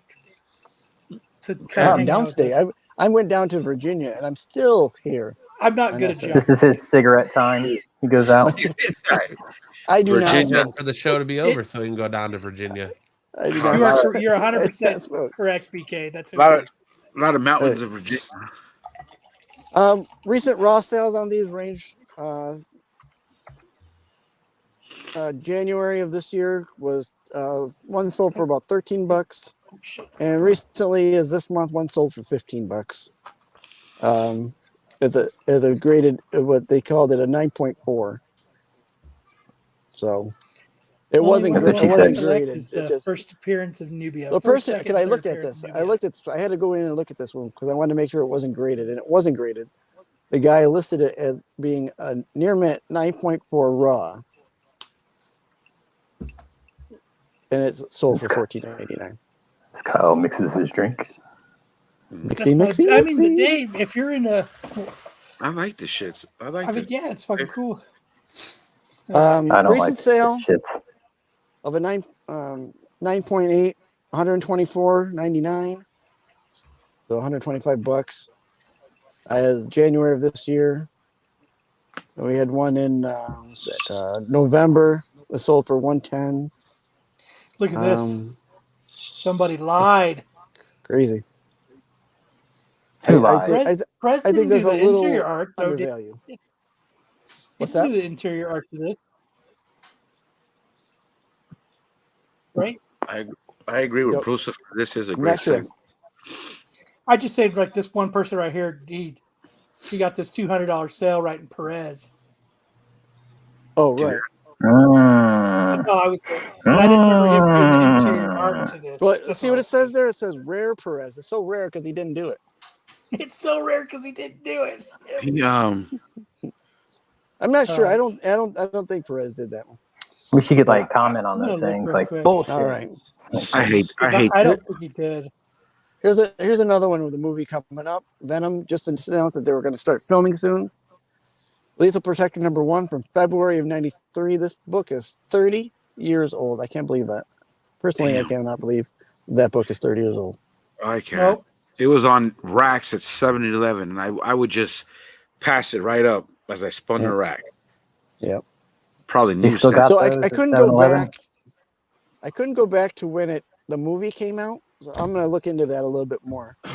But raw sales range from $15 to $40 within the last few months, just within this month, actually. So in the beginning of the month, on the 8th, one sold for $40. Then again on the 8th, same day, $15.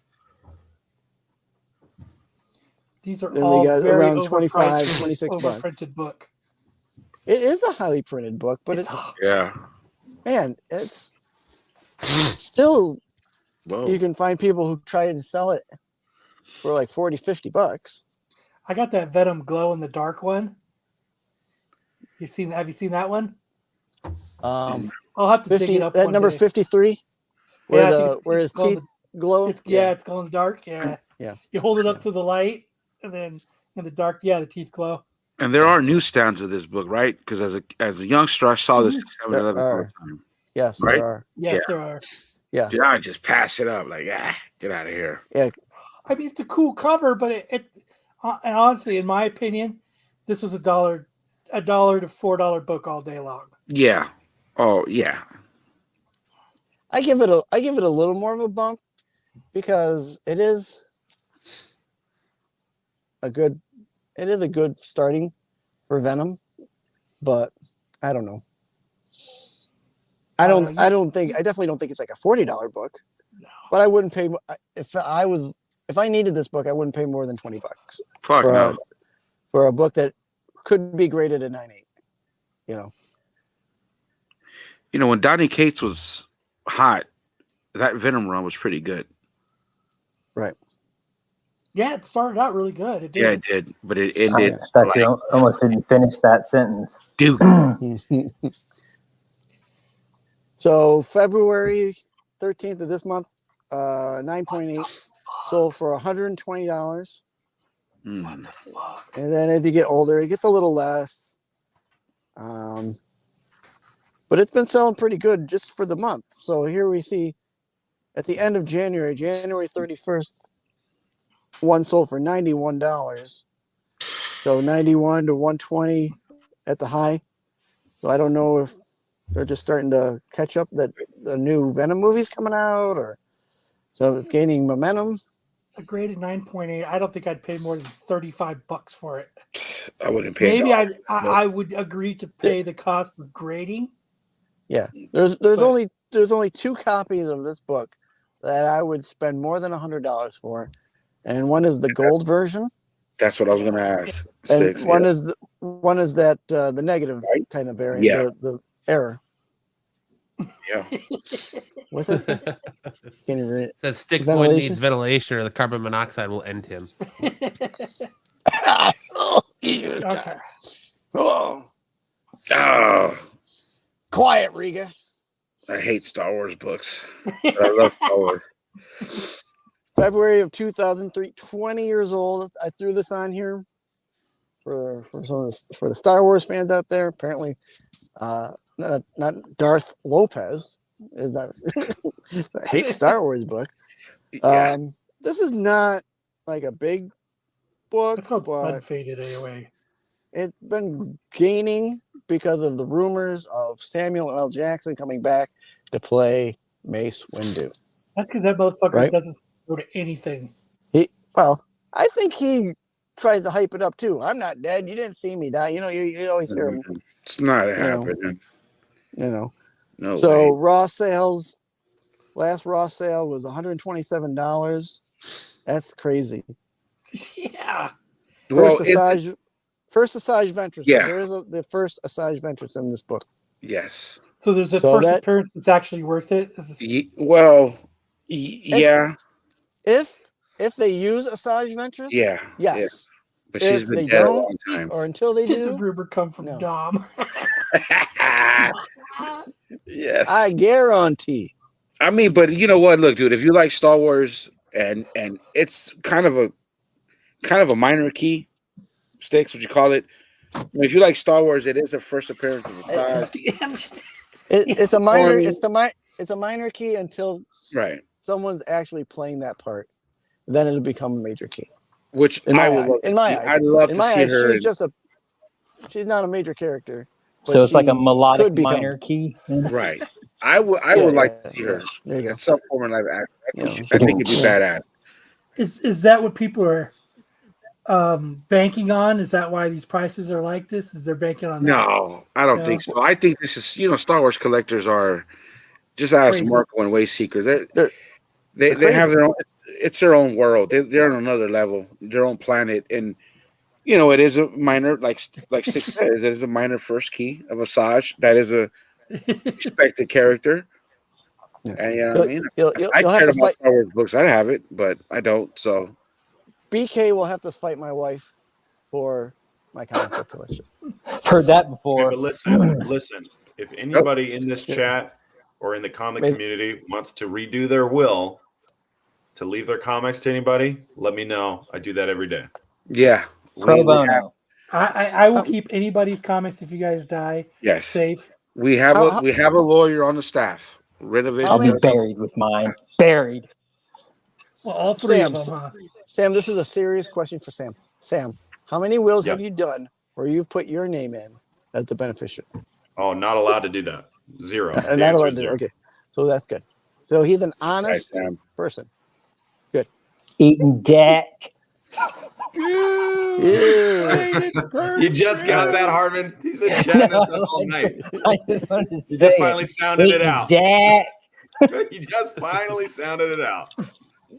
But all right, 9.8 sales of that book. November of last year, one sold for $500, and then one sold for $227 same month. Wow. That's a big drop off for the same month. It's like half January price. of this year, 2 sales of $325. That's a big drop off for that book. Yes. Is that a train and wife plan? Train your wife to claim what is mine. my wife is untrainable. She'll tell you. my wife hates me. All right. Spawn number 228. All right. It's not that kind of show. Yeah, well, hey, it's true. Spawn 228. 10 years. This is 10 years old. I like the look of this cover, and I wanted to put some independence on here as well. So raw sales. Look at December. Around $100. They said, fuck that book in December. Yeah, that's December $100 last year. $73. So it's a $50 book minimal? Wow. And what happened? And a couple of December, January 1 this month sold 95, 99. It started in December. In December. 113, 120. Now there is also a black and white version of this copy of this comic to look out for too. Same cover, black and white. You know, homage to that Action Comics one. Yeah, I mean, it's a cool homage cover, dude. It really is. Yeah, it is. Yeah. It just sucks he's doing a Toyota Supra, but whatever. Toyota Celic, if you're my age. Are those Dude, light vehicles? I prefer the Spider. What is Amazing Spider-Man 306? Better than a Geo. Right, Oh, where yeah, my Spider-Man fans at, man? Come on, 306. Mhm. Yeah. He's throwing it at Newsstand, Sandman, right? of course. Is that the one where he throws it at Sandman? No, that's Spider-Man. He's got the car over Cop the car. Yeah. Yeah. Newsstands All if you're gangster. 2 9.8 sales last month, $216, and the last one sold at $265. That's kind of crazy though for Spawn, but I mean it's a cool fucking cover. Spawn It'd be books cool if the also Supra covers. was orange and it was the same Paul as the Fast Walker's. and the Furious car. Yeah. So, That'd be really Like fucking a cool. spoiler and some rims. I mean, it'd be fitting because it's hitting a tree. So yeah. Toyota Celica. Oh, So good that's joke. it. That's it for the February time panel. Now, in my last, I'm showing you where I'm getting my information from. This is from the website called Price Charting. Price charting. And they do video games, trading cards, comics, and sports cards. I love this, dude. Good ass segments. That was fucking phenomenal. Sticks. Yes, Thank you good very job, much. Sticks. You fucking killed it. I really appreciate that. That's great. We could probably use that style when I destroy you in Tetris. Sticks. Well, you mean the ending when I take over? And we should do a members only show where you guys battle in Tetris. Yes, it should be live streamed. You two playing Tetris. We've been While trying to put watching this the together. Tetris movie. You know, I've already got the pine box ready for Mr. Lopez there. Dude, all I have is an Xbox One left. A what? And actually, last week I plugged it up and my kids almost beat the crap out of each other to play it, and I had to shut it down. You guys should go to that QWERTY game online and do that. That would be fun. Dude, I've been playing that stupid game called 2 Dots. That fucking game pisses me off. 2 dots, There's a couple of games I'd like to get this crew to maybe to do. I'd like to get us all to maybe get Street together Fighter. for a stream and do Street Fighter. Drawful. Have you guys ever played Drawful? Sounds like a nasty game, but It's kind of like win, lose, or draw, where you draw something, and it's got to kind of people got to guess waffles. which one is the right one. That thing. No waffles. So that was awesome, Sticks, man. Good job, I think Sticks. you killed Hell it, yeah. man. Like, yeah, like thank you guys. You I seriously appreciate killed the it, man. opportunity to offer my segment. Get back to your family. Tell them thank you for. Listen, letting you when break Pete and Marco away. approach you to steal that segment for Tell Wednesdays, them to you say fuck no. off. Yeah, Tell them you say that's no. an This S&S segment. this belongs Tell on them Saturdays eat some only. Tell starring them in it. Eating Deck says don't do it. Yeah. Tell them. I want you Eating to Deck tell says them. the goo. Tell them this. Goo. Eating Expired Deck. in shrooms. Got a video. Eat some orange slices. That's what you Yes. tell them. property of S&S for Saturday. Yeah. There you That's go. just another one of Hartman's alternate identities, isn't it? No. That's you, right, Hartman? I don't Okay. need That was a that. great segment, Sticks. I can't wait to see March. That's I can gonna hang kill around. it. I can hang around for a couple more minutes. I'm just waiting for them to come down, and we're headed over to Dave and Buster's here pretty soon. Lord, Whoa, take it easy BK there. says, God damn it, why are we God damn fighting it, over Kyle. this? I am in control of what's on the chat. Keep my comics pristine, Sticks. I keep all my comics pristine. Wow, that sounded very McClay of you there, Kyle. Next thing you know, I'm only going to be able to participate in things behind the scenes. All right, settle down. Okay, so let's Settle move down. on. Oh, hold on. Inside baseball. Time out. No. Time out. Come on. So let's move Foul on on to the the segment play. we've been promoting for 2 weeks. I think it was actually AOA that said that we should show off some shit from our collection. Yeah. Hey. The segment you've all been waiting for. So we had it. I'll start with. I'm going to share my screen one more time. I'm going to start with Joe Doolin's the 5 comics that he sent me to show on the show, and that we'll start that. And he looks like he's showing off some fucking coming in with some badass shit here. I mean, you all right, Hartman? Oh yeah, I'm. Can No, we I'm mute not. you this time, or would that be? No, offensive? hold on. I can mute. Hartman, do you have your Lifeline badge on so you can just click the button? Yeah. Life When you alert. fall? His life alert. Life care. alert. I I'm care. falling and I can't get up. So AOA suggested this segment, and he didn't even send shit in. Wow. Good job, Oh, AOA. Scumbag. So this is Joe. Sounds like Dillon's. me. He sent in some nice Golden Age shit here, man. Silver Age. Yep. Adam Strange, Contact Comics, Justice League. Tony, what's up? Welcome to the Can you show. go full screen with these? Can you go full screen with those? Or Oh, no. You never Wow. go full screen. It won't let me. I really Never just, go full. Never. I'm go on my full phone, so I'm screen. just trying to see what they are. But that's all right. No worry. But no, it's got some dope ass shit here. I'll watch it on Ask replay. Sean and see Penn. what You never it go is. full Yeah. screen. You never No. go full screen, you never go Yeah. ATM. You never go full. Well, we can't say that word anymore. But yeah. You never go full art-hard? Yeah. Classic He movie. said, "Good grief, S I'm tier not smart. I movie. can't work Instagram." S fucking tier movie, dude. So, Hey. shout out, thanks, Joe, for sending those in. Those are some dope ass books.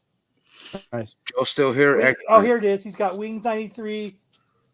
Here, I'll just bring it up on the screen. Yeah. Fighting Yank 11, JLA 21, Showcase 19, and Contact 7. That's a pretty cool shit there, man. Yep. Yeah. Thank you for showing it off. I've not shown off anything fucking even remarkably that close to being that cool. Yeah, Right. I when you brought up this segment and you guys were all excited about it, I'm like, man, their dicks are gonna be like this big and mine's gonna be like this. So, Like, and that was just part of little it. tiny. I didn't want to. I didn't want us to be a dick measuring contest. I just wanted cool shit that's in your collection that you like Right. whatever you think is cool. Anyway, it says sweet books, Joe. They are some pretty. Yeah, I sweet don't. books. I mean, shit, dude. I don't fucking. I'm not gonna do a he whose name should not be mentioned type of book. I don't even have anything like that. So this is just for fun, man. Just like showing off our collection. I Yeah, love seeing people shit on Instagram, man. I love seeing people's collection. I applaud that shit. I want people to have all their grails. I love it. Most of what I'm showing off is like, I think they've got kind of cool stories behind it. Yeah, That's kind of why I did it. That's the route I went. After you said that, that's the route I went when I was grabbing some stuff. Yeah, it is. Really- you know really what? quick. I was talking to Brucifer like all week about this. That it was hard for me to pick. I picked way more than 5, but yeah, Go ahead, Stick. Joe wins. Really quick before you move on, I wanted to tell Lopez this is the perfect time for you to show off all your last place Tetris finishes trophies that you got. Oh shit! Thanks. Here, Matt, I'm going to send you some pictures of another one so that you can bring them up. Oh, hold on. Well, we can do Brucifer's real quick. Yep, these are Bruce first. I'm coming for you, and I will brag. Look, he's got the first Barbara Gordon and a 6.5, not bad. First Superboy, and a 5.0. He's got the Eminem cover. Yeah, 2 of them. 2 of them. Baller status. Right, 9.8 and a 9.2, right? Here, I'm gonna send you 5 books from another one. He's got 9.4 Damian Wayne, first Damian. Well, debated first Damian Wayne. Well, it's first Damian Wayne as Batman, right? No, it's the was it 655 is his first. They credit that as being his first appearance, but he's shadowed out, and I think that's his first actual appearance in the pages of the book. Yeah. Okay. Like, I mean, those are some bad. Like, he told me he got this Hawkman. He got Hawkman and this Detective Batman. He got those I think he said he just got those back in the mail just in time to show them off.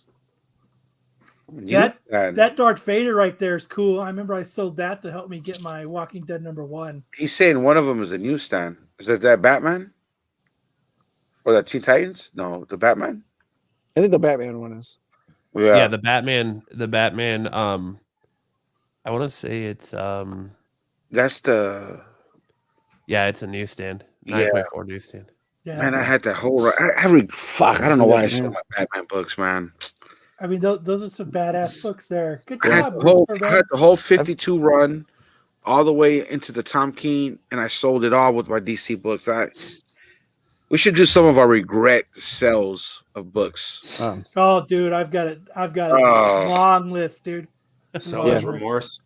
Yeah, and all I hear is that the new 52 Batman run was like fucking great. And then the other ones I just sent you will be from Sareth Jamie Chang. Yep. Listener of the show, awesome. Ooh, Elektra. Dude, I've been trying to find that for Elektra so #2. long, dude. Cool Elektra has some fire variants. She's got we some got fire Jessica variants. Jones, #1. Cool book too. Yeah, I like the actress who played her. Ritter. Ugh. Well, not like I don't like her like that. I like her how she did the role. I think she did good in that role. Got Killmonger #2. Dude, I think that's a dope cover with the guns. I think it's a dope cover. That's 9.6 CBCS. 1 in 50. Is that the 1 in 50? I don't know. I'm gonna look it up. I'll look it up real quick. I think. Man, I've been trying to find. I got a lot of her. I've been trying to find. I could never find it, man. And some things I won't pay eBay prices. It's probably cheap now but I tried finding that. Hawkeye #1 and a 9.6, and then we got. Dude, that's an dude. Crash. What was that grade of that Killmonger? It's a 1 in 25. I need 125. Okay. I knew it was a ratio. 9.8s are going for like $750 on eBay. Wow. Good job on that book, man. That's an awesome find, Sarah. Then we got. I need that. That's what I need right there.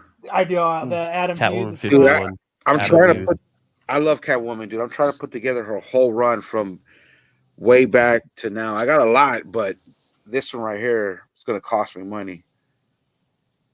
Yeah, that's a cool book, man. That's those are sweet books, there.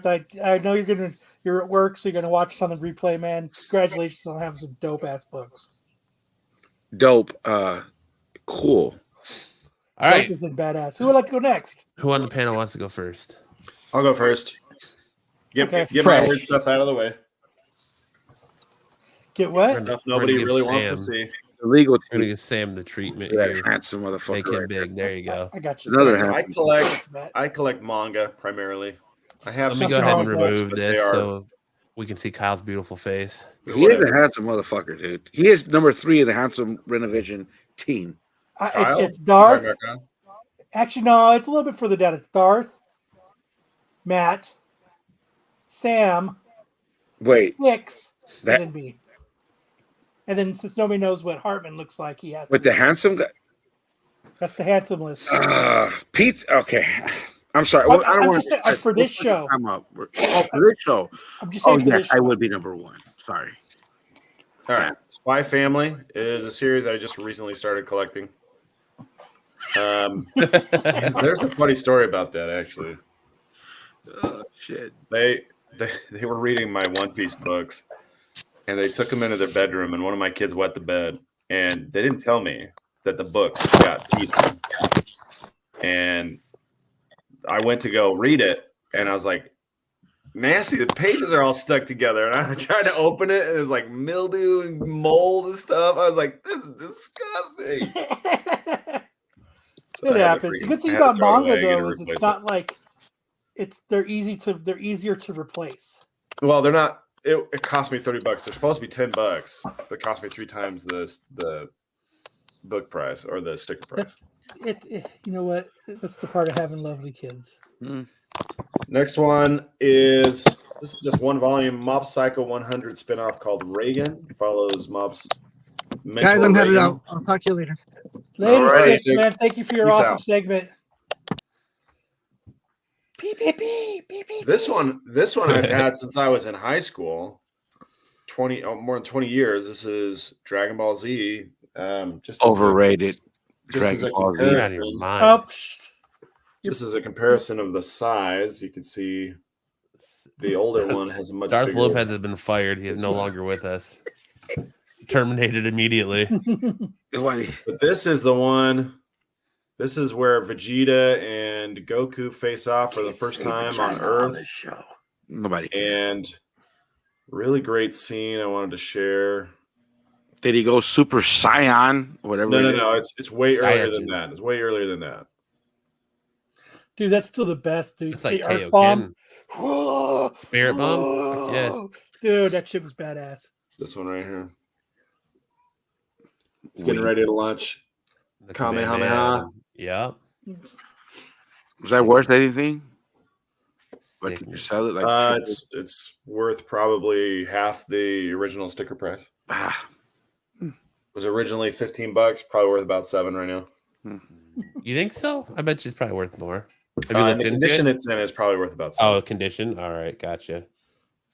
And then this cover is just badass, dude. I freaking love Chainsaw Man. Chainsaw Man's the best, dude. It's the greatest thing in anime to come out. Next to Demon Slayer. Is there a show on this or anything? Yeah. It's so good, dude. Oh, dude, go to Crunchyroll, dude, and watch it. And then Volume 100. Very few. That looks cool.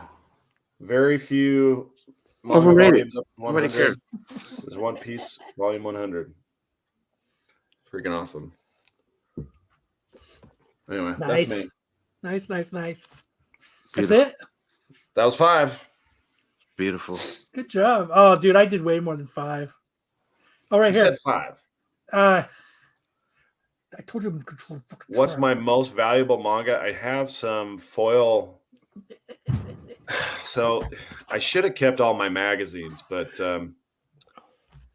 I was running out of storage room for my magazines, my Shonen Jump magazines. I did have some Shonen Jump magazines that were worth something. The manga that I have now, probably the most expensive or the most valuable one I have a couple of first run One Piece volumes that have foil on the cover. They don't do them like that anymore. And they're not that much more. They're probably about double the sticker price. But no, I didn't keep my magazines. Unfortunately, I ran out of room and lost Nicolas Cage. Oh, he's gone. And they're gone now. Nicolas Cage. Sorry. All right, who's next? Good shit. Art, Sam. you want to go? Sure. Here, All right. Oh man, the handsome meter just went off the chart. Whoa, ruggedly handsome. DC. All right. Oh snap! Look at this guy. Yeah. This I always love giving credit. And this I like to thank Brian Wood, the Simpleman, when they were doing the FLC back in the day. About later printings. And they put that on there. I don't know why I ordered one, but I did. I never thought, But yeah. And all this shit is hot right now, so that's that one. Love that book. That's the only I had all the big variants, the Decal, all that sold, all that, but that one I will never sell. This one is the book. Now I like patting myself on the back. So this is the book that I like to say in my own head made me famous. Excalibur 18, Dauterman. This is a pandemic book, dude. Nobody paid attention to this book. I think the only person who mentioned it on this FOC was Ultra Maximus, and now it's a fucking monster. It's like $500, 9.8, maybe about 300 raw. This came out around the time where the Bartel Star Wars Afra came out. There was a Marauders. There was a Marauders book that came out. Just kind of slept on. It's always been a ghost monster book. I love this book. Never sell it. Now I left out.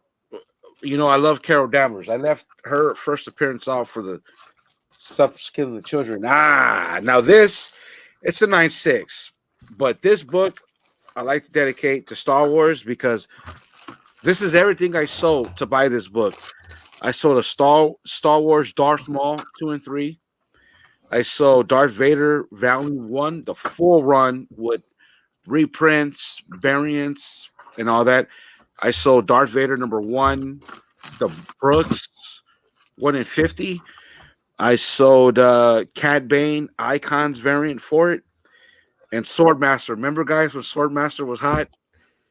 I fucking found them all in dollar boxes. I sold that whole run in a 1 in 100. I probably should have got the 9.8, but I wanted it bad. I didn't want to wait. I love this character, and I love Honey Badger. And then... Is that a football player? Honey Badger? No, that's her sister.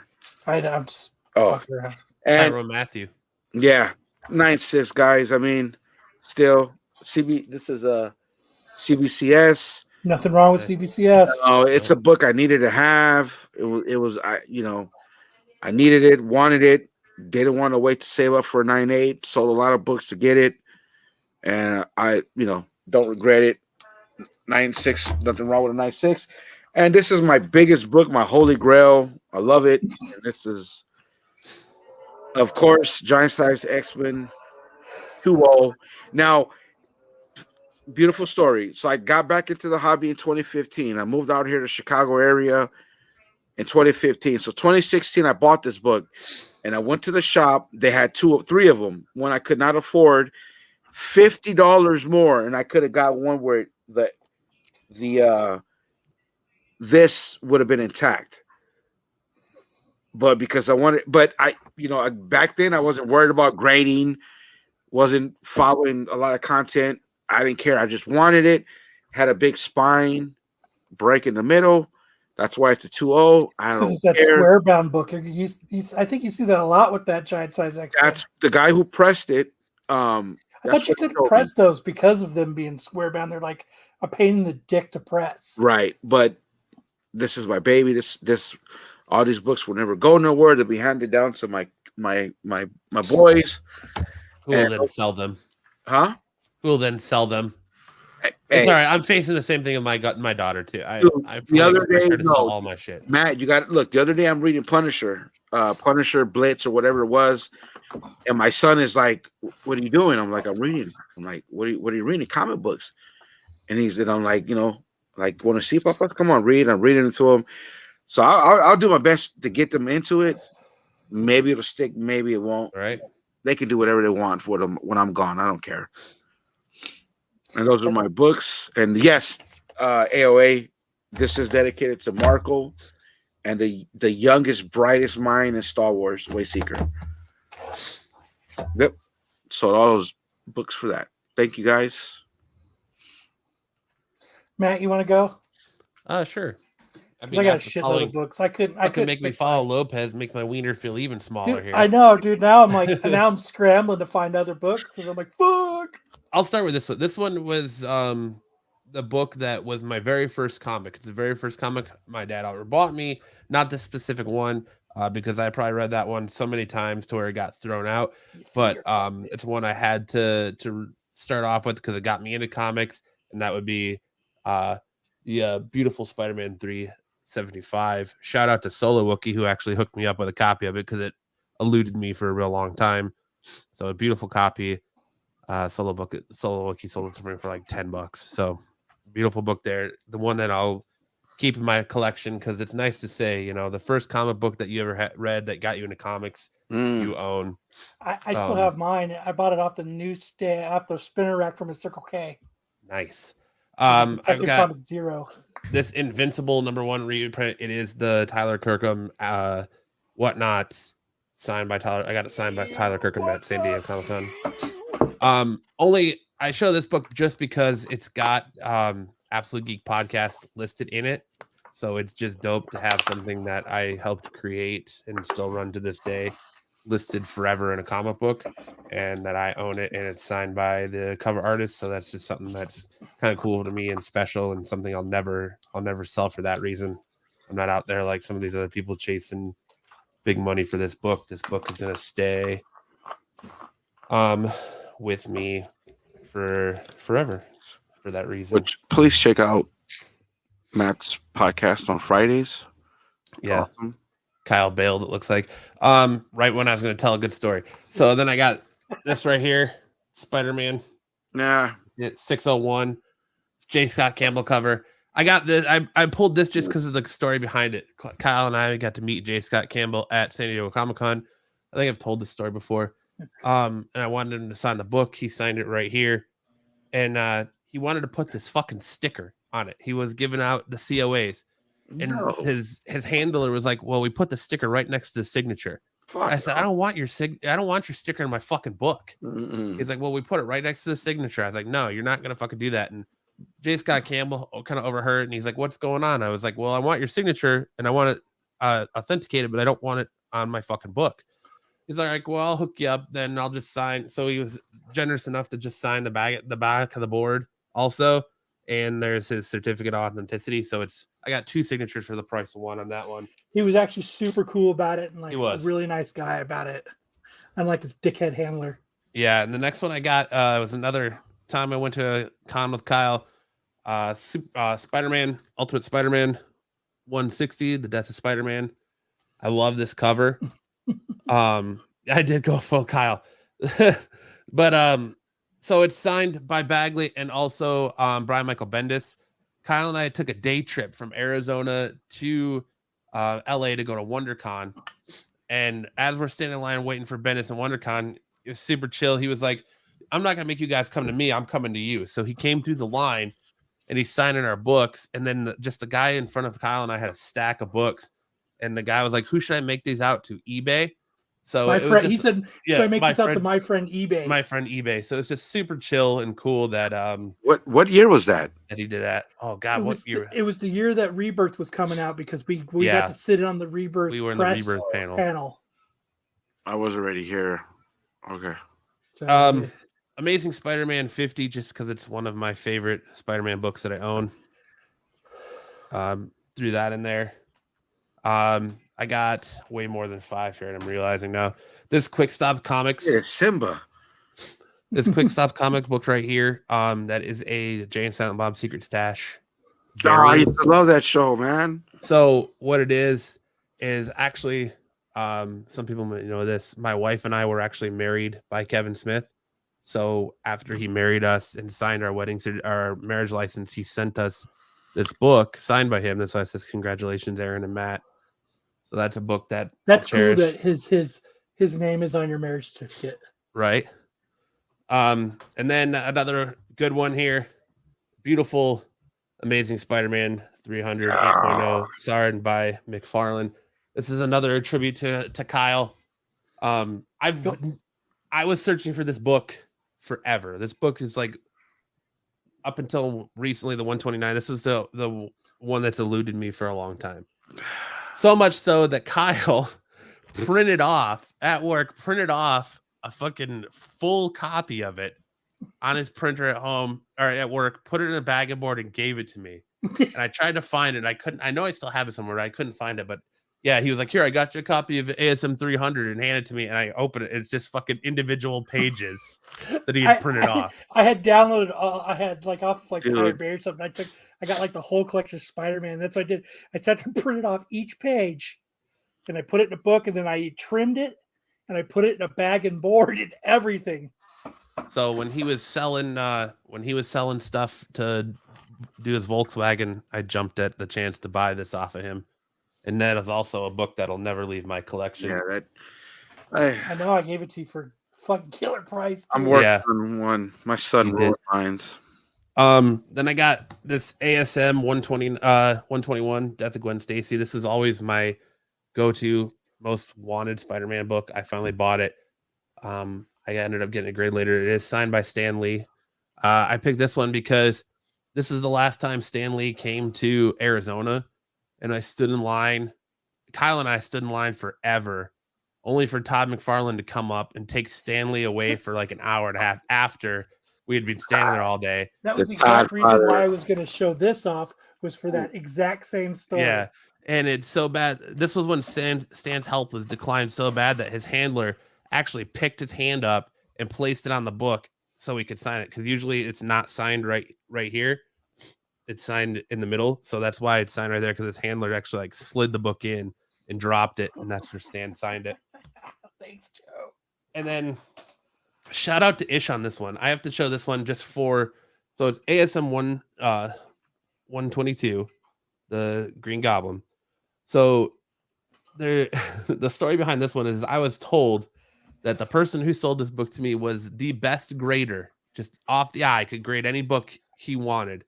And he was always right. Never wrong. But graded this book to me at an 8.5. What do you think the grade of this book is? 4.0. No. Close. No. 5.0. I was guaranteed this book was going to be an 8.5 because I was told he was the best grader ever and could always grade his books perfectly. And I sent it off to get graded, and it's a 5.0. It's still a good book, man. Yeah, it is. Those are the type of books. Who cares what the grade is? Right. I'm very It's a ruggedly handsome book.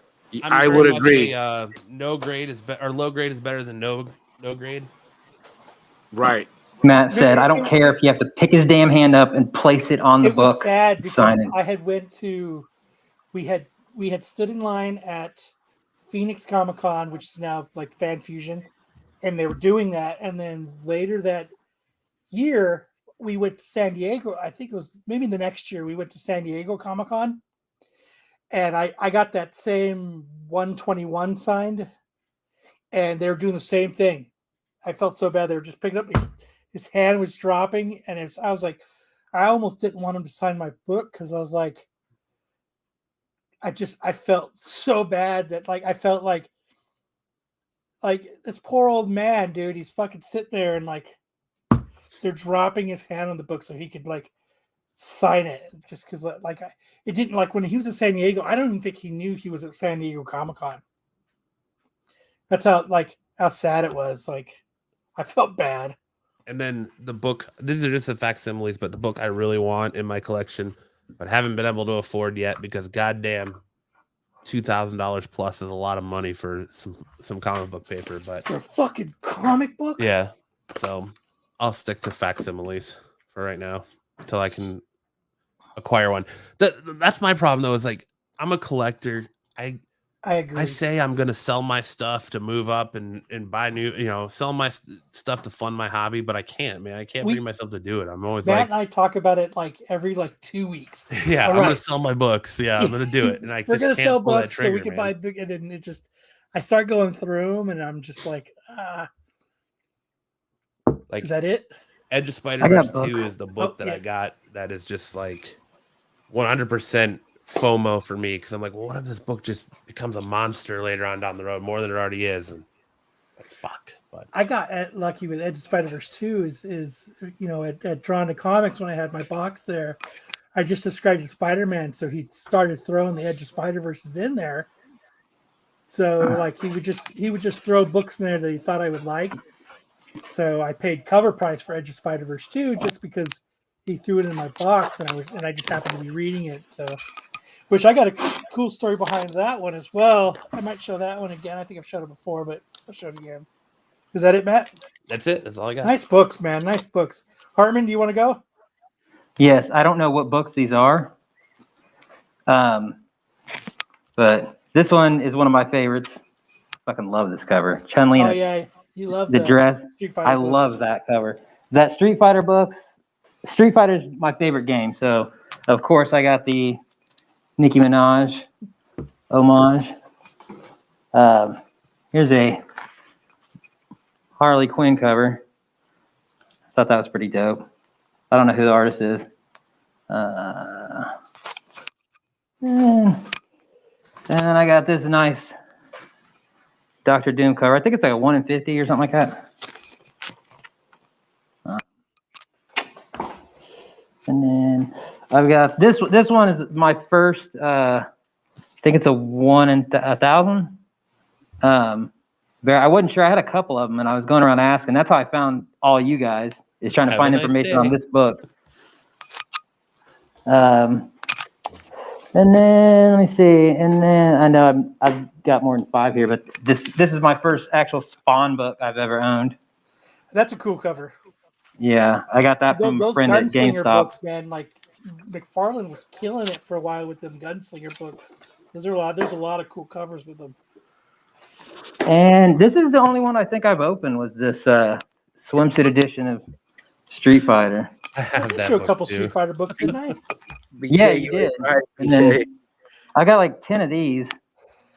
I thought that was a pretty cool cover. Like I kept getting them, and I'm like, man, this is a pretty dope ass cover. Then I find out that they're actually worth something. Ghost Like, oh, Spider yeah. got some good covers. I don't know who was drawing those covers, but they're. I see them all the time in half price books, and I don't buy them because Michael Myers, real quick. I don't buy them, Oh but man, sexy ass Hartman. that is Hartman, ladies and gentlemen. Yes, that is me. Okay, Michael Myers. But yeah, see, I do have some books. I have some books. Yeah. That's cool. Those are good books, man. Actually, I have a lot of books, but I just don't really. I just kept getting them. I didn't sell them. All right, let's see.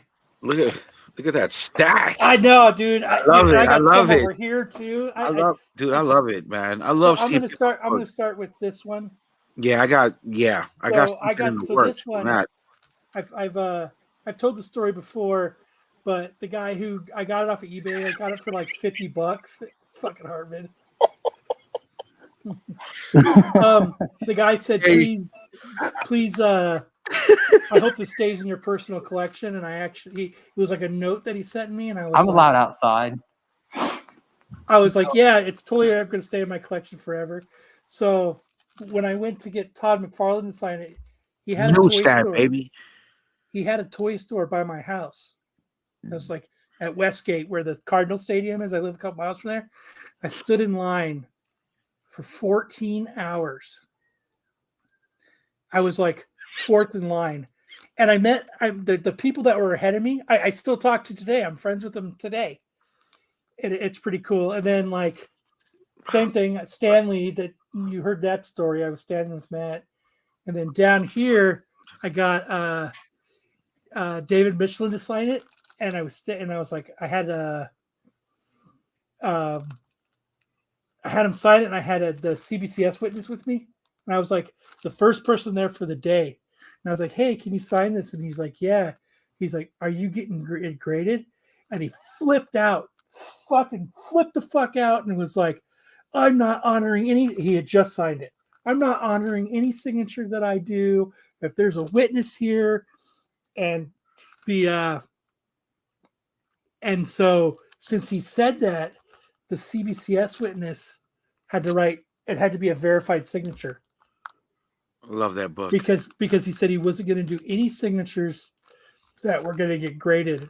But I had this, and I remember we were with our buddy Matt and I's buddy Dan, and I had to have it cracked because I already had it graded. And the guy was slitting it with a razor blade, and our buddy Dan was like, as he was watching him, slice open the fucking, the inner seal of it. I think I was standing in line for Scott Snyder, and you guys walked up to me after that, and Dan was fucking telling me about how he almost had a heart attack watching that book get sliced open. This book right here is something I had wanted forever. Oh, shit. Yeah, my buddy Chuck, he acquired probably like one of the coolest collections, one of the most baddest collections you'd ever seen in your life, and he had an extra one of these.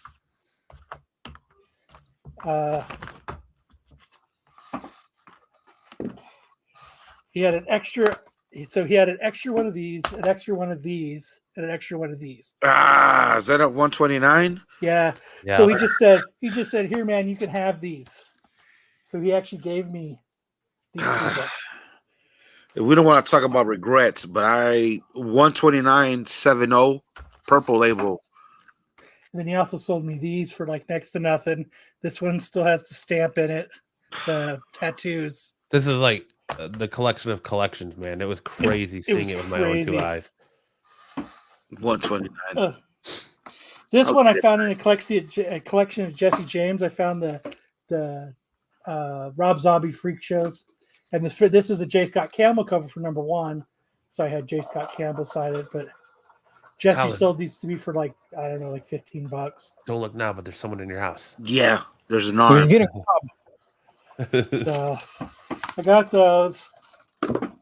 And then Bring That's it. a big Bring ass it. this is the cup of first water. time I had a book cracked. It was cracked at 9.8. And I had Marv Wolfman and Perez sign it. This was the second time I met Marv Wolfman. So I met him there. He was a cool guy. I talked to him, which will lead me into. Yeah, bring that. Yeah, bring it all. Bring it all. So which brings me into. Do it. So the next time that I met Marv Wolfman, I brought this book. So this book was, we used to go, Brian, Matt, a bunch of us used to go to this guy named John. He would buy collections and he would just sell them. He would never go through them. We would go through them first. Shit. And so I was going through and I found this one and I pulled it out, and the dude that was standing next to me flips out because I found this book and he didn't. Steven. His I remember name this. is Steven. I remember this. And he Fire, Kyle. starts flipping out because like he's like, you need to make, and he flipped out so bad. I was like, I don't care what the fucking dude sells this to me for, I'm buying it. This dude is not getting this book at all whatsoever. But he sold me the book for like next to nothing. And so I went and I talked to Marv Wolfman and he signed it for me. So we talked about it. You know, in the inside cover has the alternate cover where she's actually backwards. You know what I mean? And not forwards. And he told a whole story behind that, which was really fucking cool. Chat's got to stop. So then what I did was we go to San Diego Comic-Con later that year, and I stopped to get this signed for him. God damn, Kyle. And he's like, fire. He's like, I remember you. I'm not signing anything for you for free because I've signed enough of your books over the course of time. So he actually, because he would do like the first one or two was free, and then he would charge you like $20 a book. And so he charged me to sign it because he knew he had signed books for me in the past. I was that memorable to Marv Wolfman that I didn't get a free signature from him. So next book I have is The Walking Dead #1. And I love this book. I love The Walking Dead. Like I have a Walking Dead tattoo. Like I love The Walking Dead. So getting this book was fucking just it for me. I get no love, BK. I get no love. This isn't like a high book. This is like, which was cool about this book was this book is Batman #9, and it traveled to 1, 2, 3 different cons for me to get these signatures. So it went from Phoenix Comic Con to San Diego, and then from San Diego it went back to Phoenix so that I could get this. So I love this book. This book is cool because I sent it to a listener. I had that book. I sent it to a listener in Minnesota. Hey, I said, Patrick Gleason is there. Can you get this book signed for me and graded? I'll send you the money. And I was like, yeah, cool. And he didn't know that, and I didn't know that Patrick Gleason was there also. So the writer and the author were both there. So what happens is he walks up and he hands it to, I think he handed it to Tomasi. Tomasi slid it over to Gleason, or vice versa, one of the two. And the dude who was getting it signed for me, like, freaked out because I had only asked for one signature and he didn't know why the book got slid over to the other guy. And he starts messaging me like frantically. He's like, dude, I don't know what's going on. Somebody else signed the book. I don't know what's up. And I was like, it's cool. Who signed it? He's like, I don't know, this guy named Patrick Gleason. And I was like, it's cool, man. It's look, he's on the cover. His name's on the cover.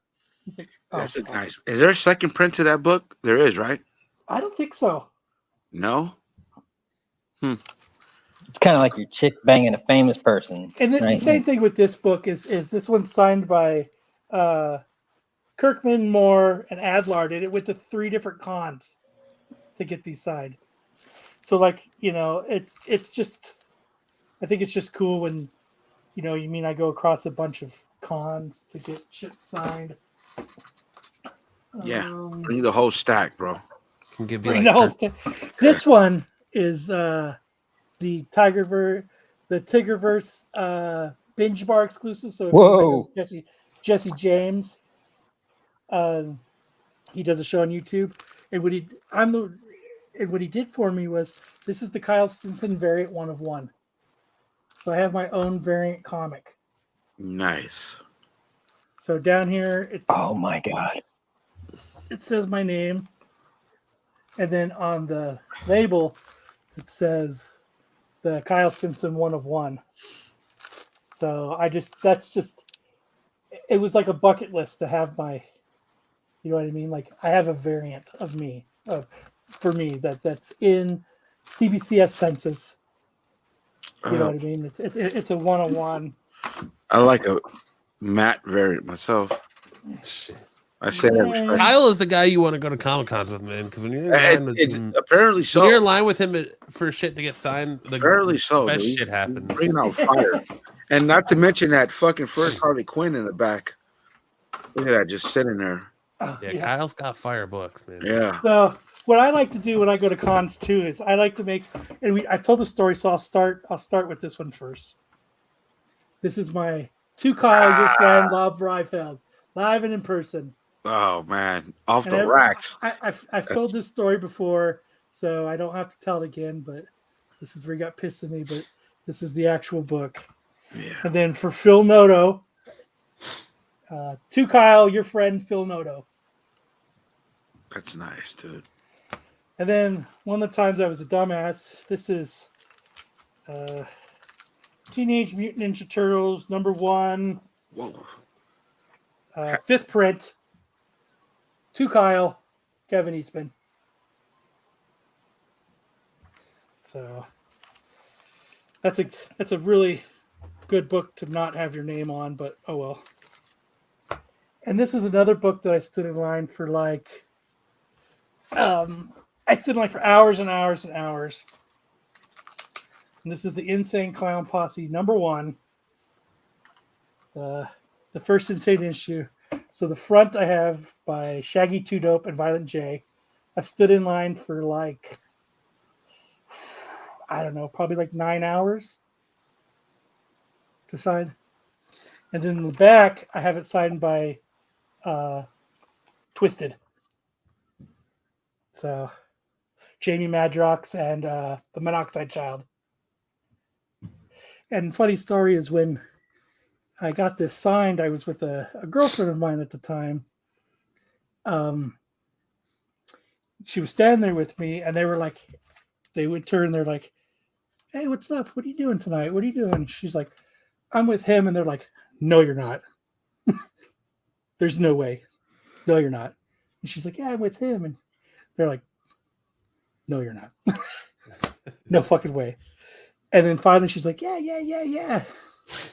And then they're like, they stood up and they're like, they pointed at me like, dude, you're a fucking man. I was like, whatever, dude. But yeah, those are some of the cool shit, some of the shit that I have. Yeah, go to Comic Con with Kyle. He'll get a big time writer to call you a dick. I had Robert Kirkman call Matt a dick. Yes, he did. And they'll call you hot too, apparently. So that's some of the stuff that I mean, I've got stuff like this, signed by Jock and Snyder. Yeah, no big deal. Yeah, just Just Batman another book. Adventures 12 hanging out behind you. No big deal. Yeah, just casually on the, could fall over and get cracked. You could probably fucking throw a ball in Kyle's house and hit a stack of amazing graded comics. But no, that's some of the stuff. It's all right. No It's only big all deal. right. No big deal. No big deal. NBD. I'm more proud of my 2 Kyles though. Those I like to, I don't know why. I have a stack like this of books that say 2 Kyle. I just like to do that because first off, everybody except Rolf Liefeld does it for free. They'll write two, you know what I mean? They'll write your name on it. They don't give a shit. Well, because they know you're not going to sell it if it's personalized. Sell them to Kyle. Personalized is harder to sell. Yeah. So it was hard. I went through. Matt's the winner. Has anybody asked them to don't write a name, just like write a long underscore on it for me? Would they do it? No, I'm sure they would, but I don't know if anyone's asked that. I'm not gonna be like, hey, just write a long underscore on my book. No big deal. Just write just draw a line across underline. my book. This You one cross out your name. This one went to 2 different cons to get signed. So this one went from Phoenix to Vegas for Jim Shooter and John Beatty and Michael Zeck. So that's one of the ones I got the dumbass. I was like, I don't fucking want that. I don't give a shit about that. But nice. Yeah, man.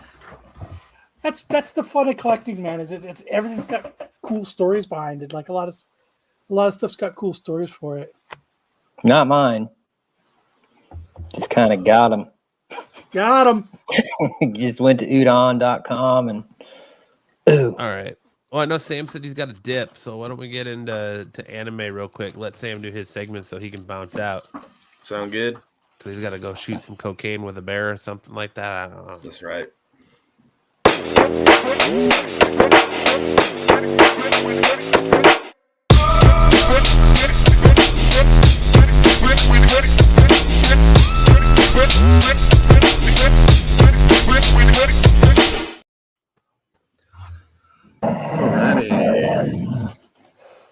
Big news bear. Love it.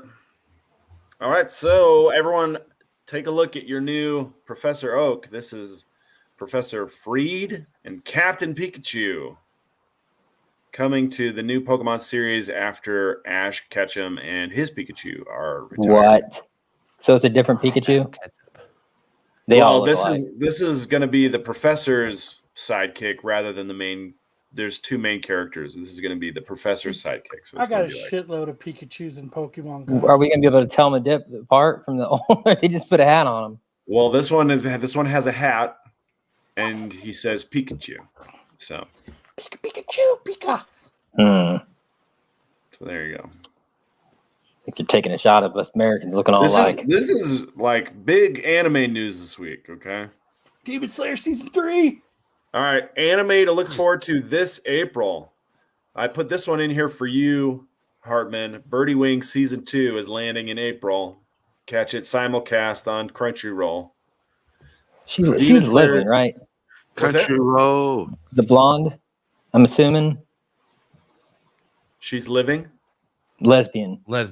Oh, lesbian. There is a lot of kind of lesbian overtones. I think they might be taking it to the next level. Only lesbian golf for me.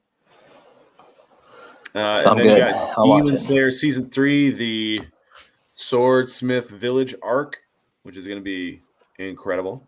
Such a cool fucking anime. And then a fun series called Mashal Magic and Muscles.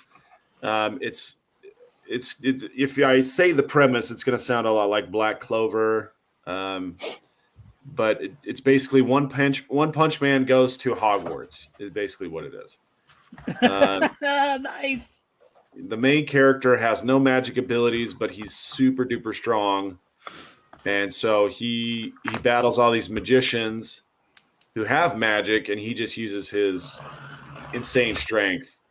And it's basically magic. Fucking magic, man. So these are the series to look forward to. And then I've got the WTF manga of the week. The most popular children's book series in Japan is called Oshiri Tante, or The Butt Detective, which is getting an anime this spring as well. An anthropomorphic couple people derriere that who like solves this too. crimes. It's basically Sherlock Holmes if Sherlock Holmes' face was a butt and he Don't they farted. already have that in America? Isn't that already a cartoon? Like an Adult Swim? Assy McGee. Assy He's McGee. a Yeah, butt that's what I was detective. Like, thinking. he's an actual like butt. Well, this That's is a butt. Assy McGee. Yeah, when he talks. Well, the concept apparently is global. It's a universal concept. So, it's a detective, the butt-faced detective. And Is there that's and new annual edition? Kyle equals butt detective, huh? well, this is an Adult Swim. This is a children's series. This is a children's book series. Oh no! It's like how to And test for prostate cancer or something. No, he's a detective, and when he talks, it's farts. Oh, I thought he was like going around like, oh, I got to look up your butt. Like, and then he doesn't find anything. No, he's Sherlock Holmes with fart jokes. There's this guitar pedal I want to get. All it does is make fart sounds when you play. That's Sure. 90% of Hartman's soundboard is fart joke. No, there's got to be a joke in there that I'm not seeing though. A butt Look at Kyle detective. doing an unboxing live on screen. What's that? Kyle's doing an unboxing live. Well, I'm opening them so that I can show them off here in a minute. Well, that's it for big news in anime. There's when the new season drops in April, we'll have a lot more information for you guys. I'm excited for Demon Slayer. Demon Slayer is playing its new season in theaters, and it's number 2 in Japan right now. So it's killing it. So I can't wait till the all show's these actually all these butt jokes he's got. Let me ask you a question. Yeah. I'm going to ask you something. The number 2 is what it's doing. It's doing number 2 in the theaters.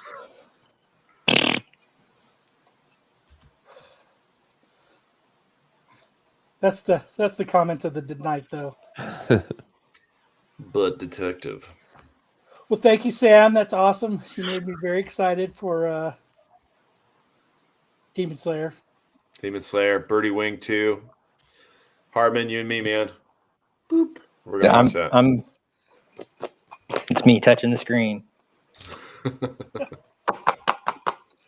me patting the computer. We'll go enjoy seeing Cocaine Bear. Cocaine Bear. Yeah, I'm out. You guys have a great night. You too. Follow Triple D Dodgeball on Instagram. I'm following a lot of you guys already, but if there's anybody who hasn't followed yet, go ahead. Okay, I'm going to start that one as well. Kyle explains what an unboxing is. Yeah, that's the concept. So later, Sam. Have a good night. Do you have any pickups, Darth? Give me a second here. Here, I'll show off the 2 that I have then. Get out of his trunk. Notice no one has borrowed keys to show off like Marco. Marco has borrowed keys. So I only have 2 pickups for this week. I ordered these things, which will bring up another point after I show them off. But the first one I got the Firstborn's Pantera cover, homage cover, which is cool. I like it. So shout out to me for finding these covers and shout out to Kyle. Give yourself the old pat on the back, Kyle. And then I finally got this in the mail too. Was the Nightwing video game variant? Oh, the Gotham Knights video game. The Gotham Knights, which it's the story wasn't bad. Whoever said it's kind of not that good of a cover in person, they are 100% correct. Aw, it's not as cool as I thought it was going to be in person. Womp womp womp womp. You should have printed it off first. I should have, but it's still cool. I still like it. It's Nightwing. I got the So the thing I was going to bring up was, if you order a book, let me go back to normal. If you order a book off of eBay, how long do you give somebody before they ship it? Before you're like, what the fuck are these people doing? 24 to 48 hours. They've got 3 days, if it says. It depends on how you make your listing. But yeah, Yes. you're right. A few days. And I was pissed. You're 'cause allowed up I to didn't- 3 days. I didn't This- read the whole thing. I And would be both of these mad. were sent by media mail. Oh, They took a I didn't fucking even do eternity that. to get here. So like I ordered this one on Shit. February 2nd, and I got it yesterday. That should be a sin to send media mail. And then this one, it took them 10 days to mail out. They shipped this one quick, but this one took 10 days before they mailed it out. Like, I almost messaged them. But how long would I was kind of asking the panel. See, okay, Comic Chef says you'd give them 5 days. Anyway, yeah, I agree with you. Media mail is bullshit. Yeah, because I mean, they could have a family member die or something. They could have something like that happen. You got to take that into Hey, man, idea too. So all you got to do is just drop them the mail, man. They're in there. It's not very hard to ship them with a Gemini mail. I don't want to hear your sob story, boy. Just ship my book. Anytime a family member, I will tell you this. anytime me that says a family member died, I know I'm not getting my book at all because it's a scam. Well, I wouldn't say that's just a drastic. That's a drastic example. But say, for instance, like they say that if you put your store on away mode, like if you go on vacation or something like that, and you put it on away mode, that just like kills your business. Yeah, no, they say they don't tell you to. Didn't. And I was like, it was like 10 days, and I'm like, out of booze, and I'm like, what Yeah, the I fuck? mean, I get The a day I was little going to upset message too. them, I got the alert from eBay that said they finally shipped it. And now I'm hesitant on what kind of feedback I should give because they took that long. If it was standard mail though, like do people normally ship it on FedEx or UPS or anything they like took that? 10 days to ship it before they. So it got. Let me bring it up real quick. Before they put it in the mail and the mail recognized it, it was 10 days.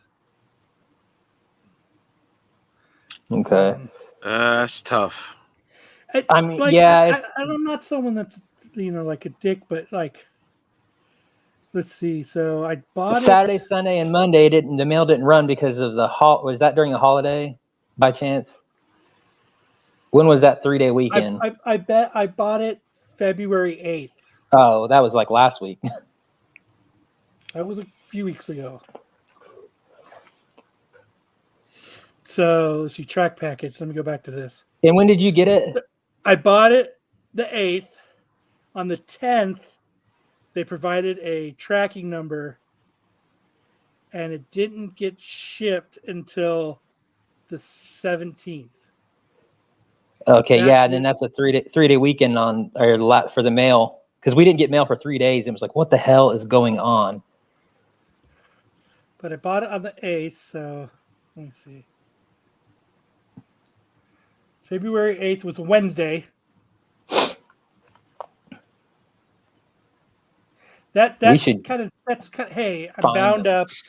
We like if their listing said once a week or whatever, I would have been cool with it, but it didn't say that. But like it even took 2 days before they printed a shipping label. Like I don't know. No, I'd be pissed too. Okay. That's not too bad. All right, I gotcha. But still, Like, you buy something, you want it now. Like that's how we are. Like we want that ASAP. We don't want to wait. And I didn't, I'm not, I get it, man. So what? I bought it on the 8th. Conversations at all. I got it the 21st, so I got it 4 days ago.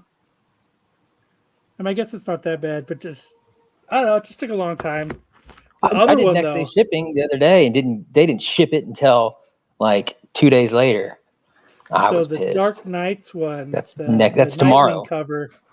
Well, shit. Technically, eBay tells you to ship once you've received your money. So that's like 3 days. Well, so you're allowed. You're given 3 days by then if you. The Nightwing one I bought on February 2nd. And I got it the 17th. So 2 weeks. Oh yeah, that's a little bit too long. I mean, but I've been there, and I won't leave as long as a book comes and it's fine. I won't leave negative feedback. That's kind of how I am. But I'm like I mean, I'm but that dick that just doesn't leave feedback at all. I hate when they don't leave Asshole. I feedback. hate it when people don't leave feedback. Yeah, We're dude, talking. I hate when people I wasn't when super overdone about it because they were $4 books. You know what I mean? Like, I just don't like when you send an offer and they don't decline. Decline this shit, bro. You don't want right? the offer, They just leave it just sitting decline there. it. I hate when they do that. They're letting it marinate.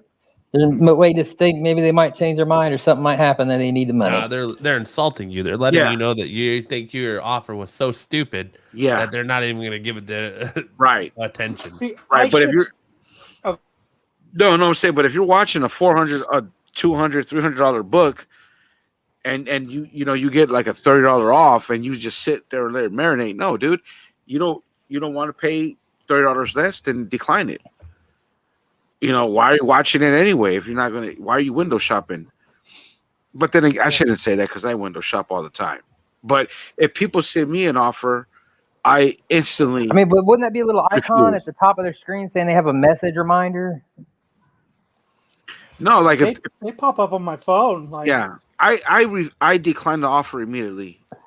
I don't want to waste nobody's time because I it holds decline it up. immediately or counter immediately. Yeah. And if somebody buys a book off me, I ship it the next day. Yeah. End of story. Just because I do it like I would want it done. Right. I don't like posting books when I do on eBay just because I'm so worried that that I don't have the ability to grade or to point things out. So I take pictures of like all sorts of I'll sit there and just snap the camera on that speed mode where it just snaps a bunch of shit just to make sure that they get every angle they need. But I don't really sell books What on I eBay would do too if much, I were so. you though is But when I do, I make sure that they know what they're getting. Get the grading guide of what entails what, so you have the guide that you know what you're putting up. It'll tell you, you know what I mean? 9.8 is this, 9.6 is this. See, with cards though, I graded. I was grading way harder than I should have as far as cards went. Like I was looking and I was holding them up to the light and looking at the edges and shit. And turns out, well, it's not that serious. So I might be overdoing it. There's nothing wrong with that because then who knows? They get something better than they're expecting, and which is good because then people kind of come back because they know you undergrade a little bit. But I don't know. But People don't really take advantage of the money back guarantee, do they? They what? My shitty connection. They don't really take advantage of the money back guarantee, do they? I always hear people bitching about like money and like getting screwed, huh? All kinds of people take advantage of that. Really? Because I always hear people bitching about the price, like bitching about it. It's only happened to me once, dude. It happened to me more on Facebook when I used to sell books on Facebook. Like, there's tracking, and I would like get it, and they'd be like, "I never got it." I was like, "Dude, the tracking says it showed up at your house, dude." Oh, right. I never got it. I want my money back. Well, I know you got the book. I don't mean about that. I meant condition-wise. Like, as I always hear about how bad something is, or how somebody sold a fake book or something like that, but then it's like they're still on eBay. Just know what you're selling. Yeah, that's why I never do. That's why I take pictures, man, and I put on there. Look, I'm not a professional. These are the pictures. This is what the book looks like. It's what you're paying for. That's it. That's all. If there's any breaks, any color breaks, any ticks, anything off with the book, I take pictures and highlight that and what you're buying. I don't because I don't have negative feedback. Yeah. So I do. I have I think I'm at 98.5 or 99.5 or some shit. Over some dollar cards, like some kid bitched because I sent him 3 for $1 and he's gonna want his money back. Bitch. Right. That's Kiss my something I ass. learned from Jesse is slightly undergrade your books, because then when they get them, Yeah. they're getting something a little bit better, Right. and they're going to want to come back because they know they're getting somewhat of a deal, and that Oh. they're, Oh. Hartman, guys. Oh yeah. My Ken Griffey unlicensed anime card. it's kind of cool. Yeah. That's I no I actually really like licensing the issues. Aaron Rodgers one you did. You got pickups, Oh, right? those are super Stars? easy, Well, huh? I got one. Well, I can't find it, but I got one. Here, let me make it bigger.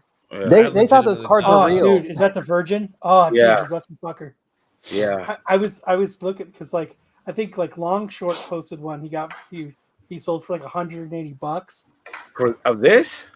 Yeah, I mean, it's not. Yeah, well, I see him on eBay going for like anywhere from like 200 to 3 in that 250. this?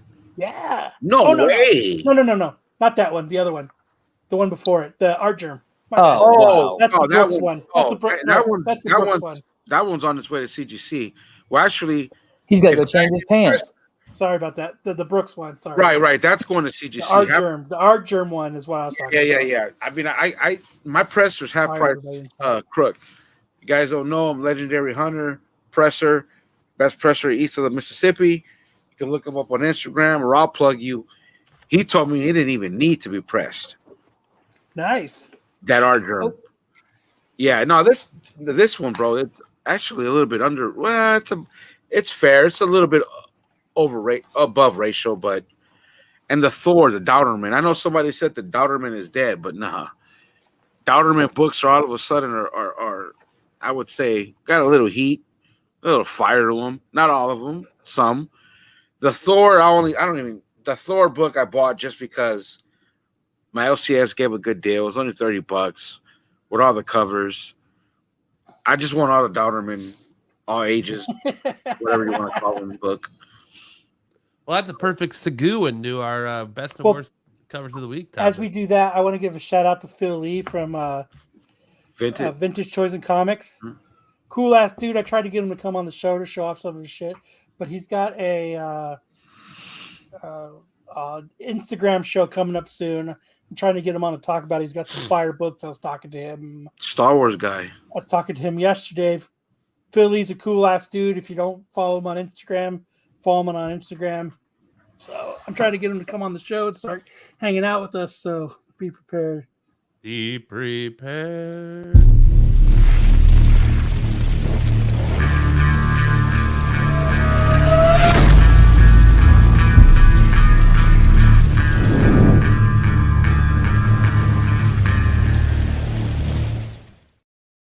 I want to hit this comment right here. Oh, Yeah, you were just about I to got click it. on it. Sorry about that, dude. Just wondering what app do you all use if you use one on comics? I don't use anything. I just go online and look at books. And the Collectors app is amazing. Just throwing that out there. I use the one and only Key Collector, and if you use code Comic Tom at checkout, you get 2 weeks free. And don't forget to buy our mystery boxes, fam. Yeah. Hey, fam. No, seriously though, Collectors is a good app. Not Key Collectors, but Collectors. Yeah, I got Key Collector app. I don't use any of those. I just, I know what I like, and I go on and I look and I just get what I like. I don't. Well, what I like about the Collectors is you can upload your collection, and it converts it to like a magazine format, like that you can go through. It's mainly for store owners or for people who have like a shit ton of stuff, but it's got like movie, music, and all sorts of different categories. But comics is just one of their I think I used to use like My Comic Stash or something like that. If you're talking about like got tired of entering books in. Yeah, if you're talking about like to keep track of your collection, I use CLZ Comics. Yeah, Collectors. That's what I'm talking about. That's the one I use. But so, all right, let's get into best and worst. Best and worst comics of the week. Share the screen there. Pull it up there. There we go. Kicking us off, we have Catwoman 52 The Sweeney Boo cardstock cover. I saw this one and I messaged Matt instantly when I looked at it the other day. When I was like, I don't know, Monday, and I was like, That's a horse leg. it's like 6 foot legs. She's got no knees. Everything's inverted. Like, what the fuck is going on with that? Yeah, you know what? Brucifer and I were talking about this same exact thing the other day, and it was like, yeah, my organization is it goes in how I bought them, and I buy different colored comic book boxes, so I know what period of time it is. So I have an idea of where to look, and that's about as close as I get. CLZ, that would be perfect. For Yeah, you. I agree with Hartman. CLZ would probably be the best way to go because you can put all the information in and you can put the grade and it tells you its worth, and it also like it gives you a spot in there if you number your boxes. You can put like what box number it's in and all that, so it gives it all to you right there. And you can scan them. And you can scan them. I'm not that like detailed about it. I just be like, oh, I got the book, throw it in there. That's the hardest part of me is when I pull out boxes for like Comic Cons to get signed. I end up having to go through like 30 boxes of comics before I find what I'm looking for. That's why I started color coding the boxes. Yeah, AOA's got it. It's got a barcode app and everything on the thing. So I have my books in order, alphabetical order, by run, by year of the run. So like if there's like like Hawkeye, I have the 2015 run first, then the 2017 run, et cetera, et cetera. The only books I have that are all in order are my Walking Dead books. And then I quit after the long box got full. Yeah, you know what? I don't know. I have a hard time choosing between long boxes, right, and short boxes. Right now, I got to go. Punisher needs another box. Do I go short box or another long box? Same with Daredevil. He needs another box. That's me and my wife started. I started bringing out boxes. We started organizing them, and after like 10 boxes, she was like, "What in the fuck?" Like she was starting to trip about like, and we didn't even make a dent. Like we only went through like 10 boxes and started organizing. Oh, only 10, casually, right? And she was like, "The fuck, dude!" Like she was like, "The fuck." Dude. Like, not that she can't see them. Like I have, they're all in my bedroom, and it's like, you know what I mean. It's like I have no room on my side of the bed to get out. It's like I don't know how many boxes wide, and it's like 5 foot high, and it goes from like almost from like one wall to the other wall of block boxes. And I was like, "Oh, we just started," and she's like, "I'm not fucking doing this." But all right, next book on the list. Next up, we got Superman #1, Andy Kubert cardstock. God damn, that's bad. Like if you guys go online and actually look at it and zoom in, like his face is fucked. The shadowing he did on this, it's fucked. This is no good. And I don't know. The shadowing looks pretty cool. It looks badass, but the face is a bit terrible. Terrible. It's a bad cover. And you know what? Andy Kubrick's a really good artist, and I don't know if he phoned this one in. I don't know if he was having a bad day. I don't know if his wife didn't give him any for a while, but like whatever's going on, it showed up. It really shows up in this cover. Maybe he got a little on its face and went to wipe it off and messed it up. I don't know. I think he missed the mark on maybe of what he was looking at. I think he just missed. He missed the Marco. This looks badass. Look at this. My pig. This is horrible. The Black Adam cover E. Lozano variant. What is that? Yeah, that's terrible. Looks like white Jonathan Majors. It looks like Lady Gaga. Looks like I don't know what it looks like, dude. It's bad. I know that. That's ugly. They will never change, Ed. Kitchen cabins. I'm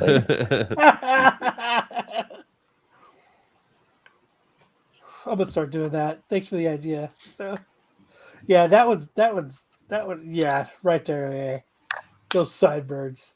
It's got the Elvis thing. Got the Elvis. Is like a ugly version of Lionel? Lips for me. Yeah, It's another one that He just looks, truly it misses the looks mark. like Michelangelo style painting from the old days. Looks Like like a the cheap post-Renaissance. version of Lionel. Looks like fucking Lionel. Dude, I think that Thundercats? might have been what he's going for. It's bad. Holy shit!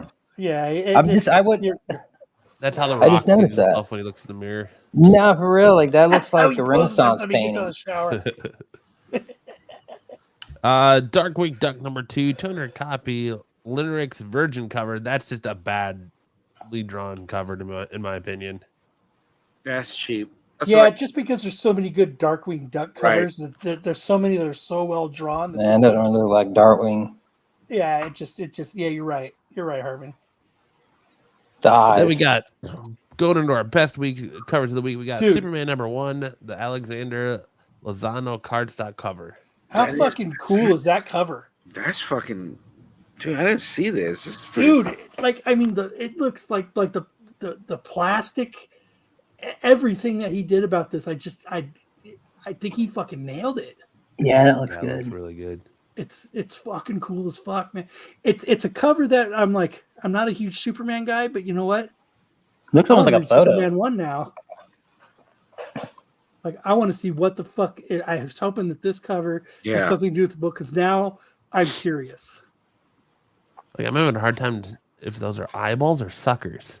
Yeah, I don't know. They look like I think they're eyeballs from where I'm suckers. at.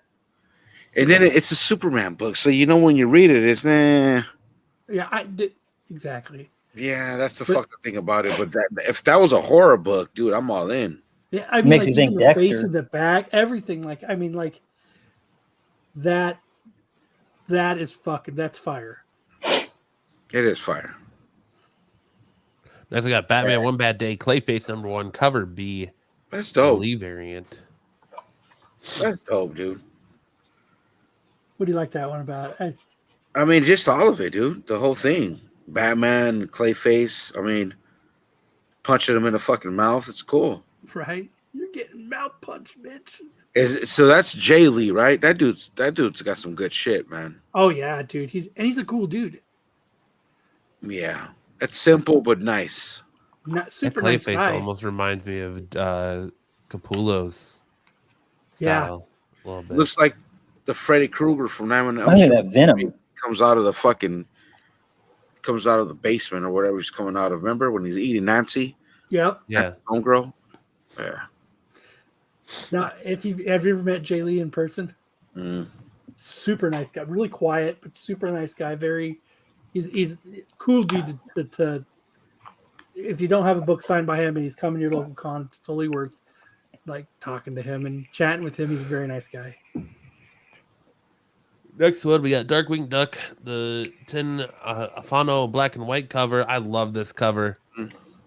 Like Kyle said, there's so many good Darkwing Duck covers, but I just love Too many, man. Yeah, the So many, black it's and white crazy. contrast to this, and how good Quacker Jack looks there, and Like the font. just Font the shadowing, and just how he just very much like you get a very big Batman feel out of that Darkwing cover. It's unfair. It's too many to collect, dude. That's why I didn't even go there. Me too. Same. It's just, I mean, come on, man. I'll wait for a trade. And a lot of the covers are nice, but dude, it's like 10 covers each issue. Yeah, it's crazy. And we I never talked about Ant-Man, did we? oh no, that sucks. We'll do it after. We'll do a quick Ant-Man thing. We can do it and replace the dodgeball. Yeah, we'll do that, Dan. Yeah. And then Ice Cream Man number 34. This is nice, man. Herdolf, I can't pronounce that cover. Yeah, I love it. I know everyone's over Ice Cream Man. Ice Cream Man's overhyped. But this cover, it's just super sick. From the detail to all the bugs in the dude's body to the moon face. Like the face reminds me of the Moon Man from the old McDonald's commercial with Ray Charles. Like it's just so well done and so beautiful. Dude, it's like I don't read Iceman. I mean, I don't read Ice Cream Man, but like it seems like cover A's and cover B's are fire, dude. Like the whole run. I mean, I think one coming up on FOC or it passed already. Fire as fuck. Sometimes I want to get them, but then I don't read it. So why am I gonna? Yeah. You know what I mean? It's not like this book is gonna be $20, $30 later down the line. unless they, option it. But I don't know who does the art, but these books, awesome. All right. We already did a bit of Sam stuff. First appearances this week, we only got one, which is in Deadly Neighborhood Spider-Man. The first That's it? appearance of One Crystal first appearance, that's Contini it? as Dream Spider. So that is your only first appearance. Yeah, that cover's overloaded with shit. What am I looking at here? Dog. Like a hellhound with Dinosaur Spider-Man being in his beat up. name. I don't know what the hell but I did see this cover Hey, and he's blocking the title. I like it. I think it's dope. I don't know what's going on, but it looks pretty cool. That's what Now I'm we saying. got- You don't know what's going on. Movie Wars. So 2 weeks ago, since we didn't Hold go on, we got last an week- intro. We got a bumper. Cover. Oh, that's right. Sucks That's right. ass.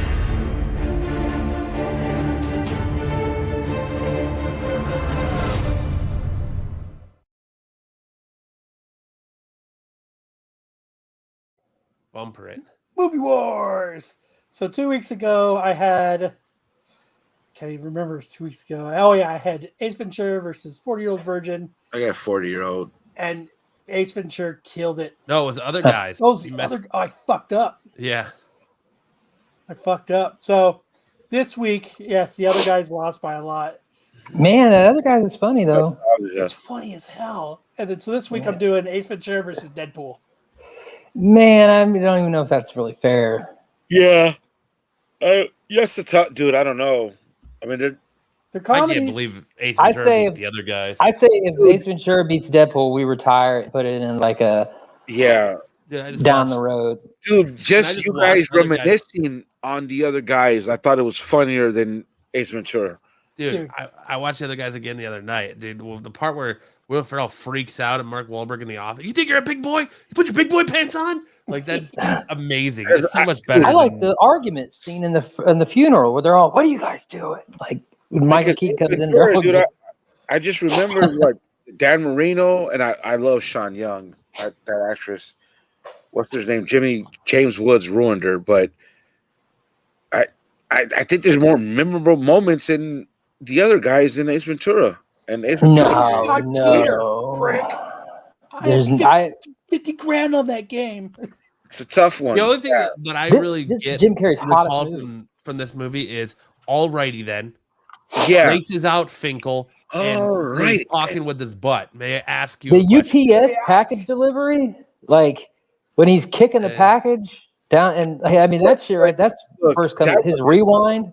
That was his first movie coming off In Living Color.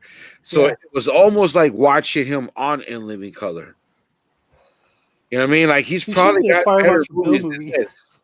But Yeah. I gotta watch the other guys. But you guys Dude, talking about It's it. funny, but I mean, it's hard to say for I did me. my first desk pop.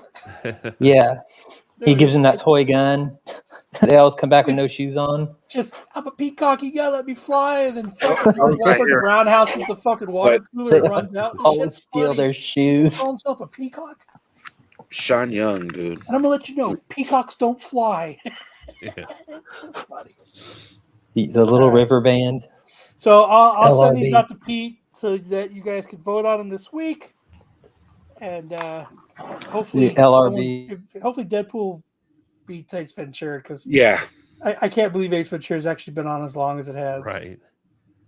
Moving on to Cartoon Wars last week or 2 weeks ago. Oh, We tell have Ben. Come on, man. Space Ghost Coast to Coast versus Tailspin. I voted. Space Ghost Coast to Coast squeaked it Who's out. close? Ooh, that was close. 53% out of 70 votes I don't even remember What's- Space Ghost. to Tailspin. What's next? Chippendales Rescue Rangers. Like, So we who did cares Space Ghost about Coast to Space- Coast versus Darkwing Duck. Better Oh, not shit. be Darkwing Duck. It's Tailspin was a classic, man. Come on, bro. Baloo and their fucking plane that they used to fly to do. Nah, dude. Fuck Space Ghost. right. And don't forget, starting next week, which was the beginning of March, we're doing Cartoon Wars Adult Cartoons March Madness bracket. We got some prizes up for anyone who gets a perfect bracket. I'm not yeah. sure. I Okay. kind of want the chat's input on this and your guys' too. should we keep the seating the way it is, or should we do assign them numbers and do randomize Whoever gets a perfect and- bracket gets this. and adjust the brackets as such to make it a little bit more fair? Is that the Max? What channel was the Max on? HBO? No, it was on MTV. It was on MTV. Yeah. So just in case it's hard to see this, we got Futurama. Right now, as it stands, we got Futurama versus Beavis and Butthead. Dr. Katz versus King Is of the Archer Hill. not on it? Archer, I did not put Archer on it. No, it's more so all like 90s Yeah, Archer's too. cartoons. The Yeah. Head versus South Park. Home Movies versus Celebrity Deathmatch. Eon Flux versus Family Guy. Ren and Stimpy versus The Max. Rocco's Modern Life versus Mr. Hill, and The Simpsons versus Daria. I know a few of those are getting Aqua knocked Teen on out here. round one. I know who would be my versus at the end, but I'm not going to say it because I don't want to sway the votes. Yes. Could we throw some wild cards in there, or is that out of the That's I mean, if you think that there's one, I'm going with this adult 90s cartoons that are it's got to be 90s. That's what I'm looking at. Yeah. That should be fun. 90 early 2000s, just adult themed like cartoons. Is that Bobby's World I see? No, Bobby's World's not on there. That's S tier all day.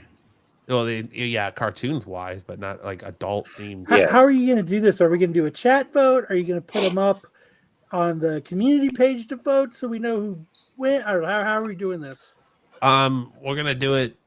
I think we can go through and try to make a case for each bracket as a panel, and then we'll put them up. We'll put all the round one votes up on the community tab to vote for, and then we'll take the chat's tally too in case they don't vote, and then the winners will move on each week. Tyson says, "How do you want our bracket?" I mean, you can do it the same way. You just have to send it to it once it's all done. You just send it to us, but we have to go. So we should take this. We'll put it on the community page so that people can fill out their brackets and send. You can send it. You can send it to me or Matt or Darth, anybody. And then as we go, we'll show off everybody's brackets. So that's what we'll do. We'll put it up so you guys can screenshot it or whatever. We'll put it on the community page. And we're gonna keep it honest too. So we're gonna make you send us a screenshot of the bracket day one and where you have it all matched out versus how it ends. So you can't just fill it out at the end and be like, "Oh, look, I won." We're gonna keep you honest. They should be like a submission, like a cutoff date. Yeah, that's why I said we'll put it on the community page so that everybody can get a clean copy of this, and then they can fill out their brackets and send it to us. And where do we clude? What? No cluing. No, nothing. Okay. Anyways, our band segment, Hot Chick of the Week. This week is Kyle. It's going out to Rachel Stuman, the tennis player. If you hear this, tennis anyone? Call me. Oh. She can hold my balls anytime she wants. What, and hit him with a racket? That's fine with me. You can't be a I'll real. let her tee him up and let her whack all day. She's a tennis player. Is she? Mm-hmm. Let's Google her. Okay. Google her. She's there. I'm Googling. I do my research. I'm Googling. She ain't no Side shirt. boob. That's side boob. There is your. Doesn't look like we have a WTF segment this week, so we're gonna have a titter texture segment. Let's have a discussion about Ant-Man and why Lopez is a heathen for thinking it's a terrible movie. Absolutely D tier. Damn near. Did he get older at the end, or is it just me? It was bad dialogue. Jokes weren't funny. MODOK. You can't tell me you didn't laugh at that MODOK shit, dude. That shit. MODOK was okay until the end, where she's like, "Well, I can't help but being a dick. Well, stop being a dick." Okay, that was cheesy, corny as fuck. It was fucking funny. Like Well, it had what do you expect her to do? She was sassy about it. keep him a bad guy, and then I had to catch myself. Like, why is Cassie a genius? Why is she a fucking She's a female. I almost went there. Why is she a physics fucking genius? And then I said, wait a minute. I read her in the last Kate Bishop run. She was very smart in that book. So maybe there's background to her that I don't know. So let me not go there. Right. The movie's just bad. Everything in you the looked at this quantum movie realm. like a misogynistic pig. I didn't want to go there, but no. But because I read her in, like I said, read her in the Kate Bishop run, and she was very smart. So there's backstory to her that I don't know. That's probably the all. Lopez's history's greatest monster. That's the I want younger a dumb girl. Okay, that's fine. Then we go to the once they got to the quantum realm, the movie took a shit for me. Took a straight dump. All those characters were fucking bad. Absolutely fucking horrible. And then you had the I don't mean to sound like Hartman here, but you had the Xena warrior, whatever that chick was. Like, I felt was forced. Like, I don't do woke. I don't do none of that. But that character had me thinking, oh man, what is this? Like, it was cringe. Like, I was like, why did they, what is this? And I didn't want to think that way. I don't think that way. I don't think of woke. I don't do that. But that one character had me thinking, oh man, this is forced. They just like they put that in there to put it in there. And like, I don't get it, but whatever. The Bill Murray scene was awesome. That was cool. Kane was badass. If it wasn't for Kane, that movie would be trash. Like if Tax Show did a tier list and that movie was on there, I would still give it a D tier just because of Kang. Jonathan Mayers is a fucking badass actor, dude. That dude, he carried that movie. Let me see. I think Michael Douglas walking around like he's 90 old years. man. You could tell Michelle Pfeiffer, as lovely as she is, walking around limping. Like you could tell, like pimping. Well, like, yeah, she was limping because Kane was giving it to her in Because Kang gave her Barbara that. so long. Yeah. Kang was fucking running that thing through for 30 years. Through the multiverse. that little Gumby thing or whatever that thing was that everybody thought was funny, I thought was annoying. I thought he was funny. I thought he represented all men. It just drink it. It just, dude, it missed the mark, man. And I really wanted to go in there loving it. And I kind of stayed away from spoilers for the most part. But I'm Bird and shrooms. I smell like pooping flowers now. I smell like pooping flowers now. Yeah, that's so you weren't Justin Timberlaking when you left the theater. No, dude. 20 minutes into it, I'm loving it. I don't like this movie. Really don't like this movie. And I don't want to like bash it, but hey, I'm not a professional movie critic. I like Eternals better. How about that? So you feel that Cassie was too smart? Well, I had to question my comic knowledge because I don't have experience in reading her. Like, I didn't read Young Avengers. The only thing I've read with her in it is the last little Kate Bishop one of 5 issues that they had. And in there, I remember her being very smart.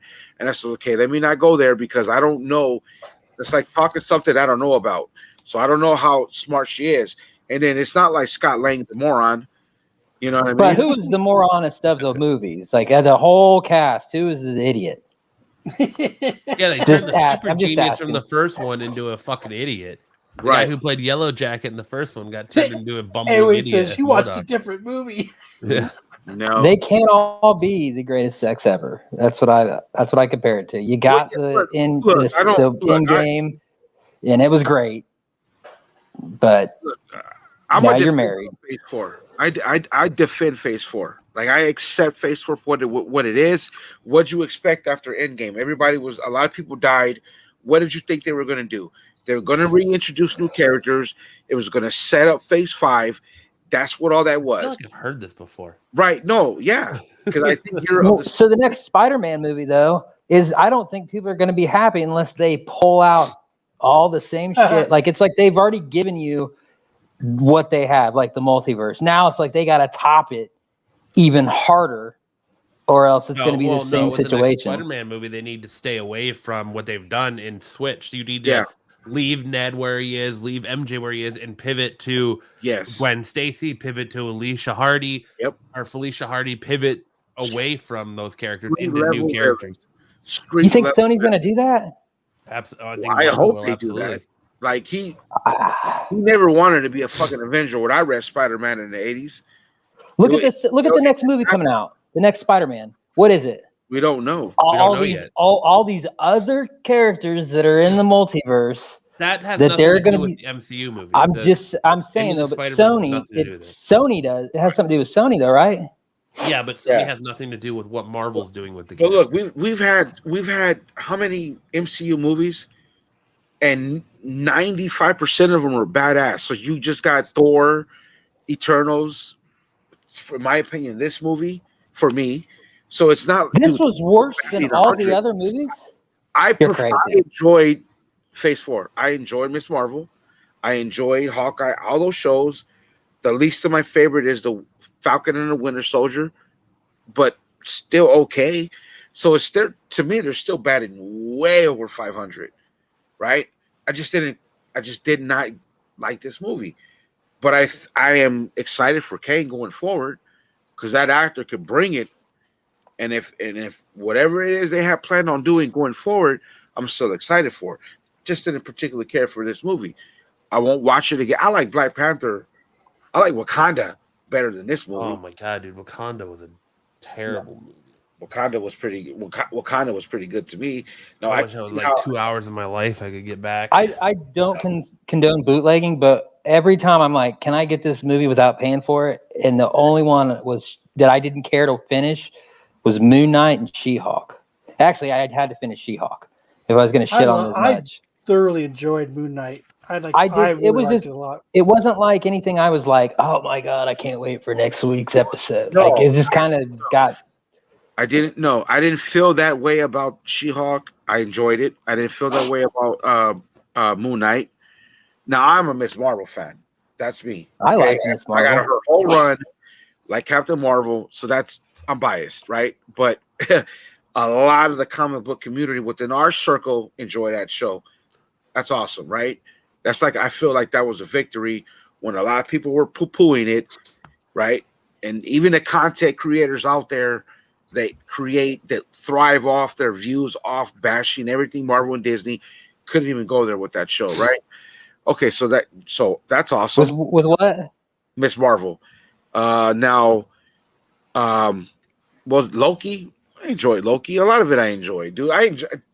People give Doctor Strange 2 shit. I don't know why. I thought it was fucking great.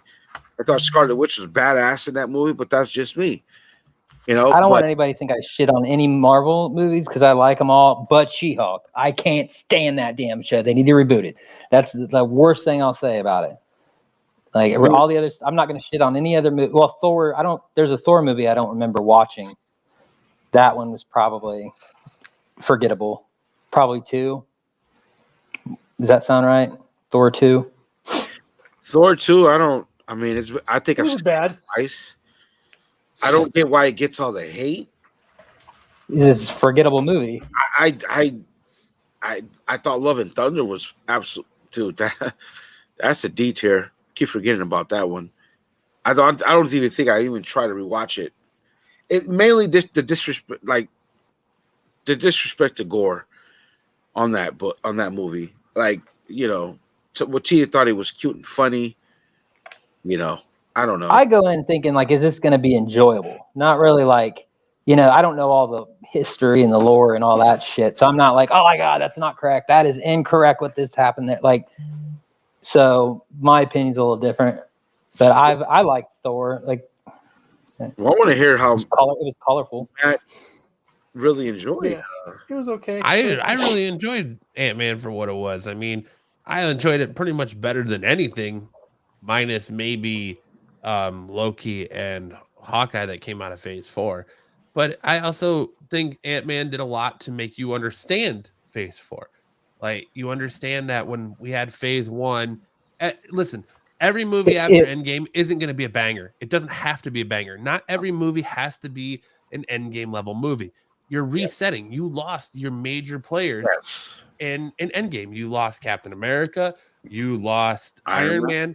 You essentially lost Black Panther because Chadwick Boseman passed away, so that had to pivot. So you have to start over. You have to reboot. So now that's what Phase 4 is. Phase 4 is introducing you to your heroes that are going to carry the next 2 Avengers movies. Your Kate Bishop taking over for Hawkeye. You know, whether Wanda comes back or not, but America Chavez.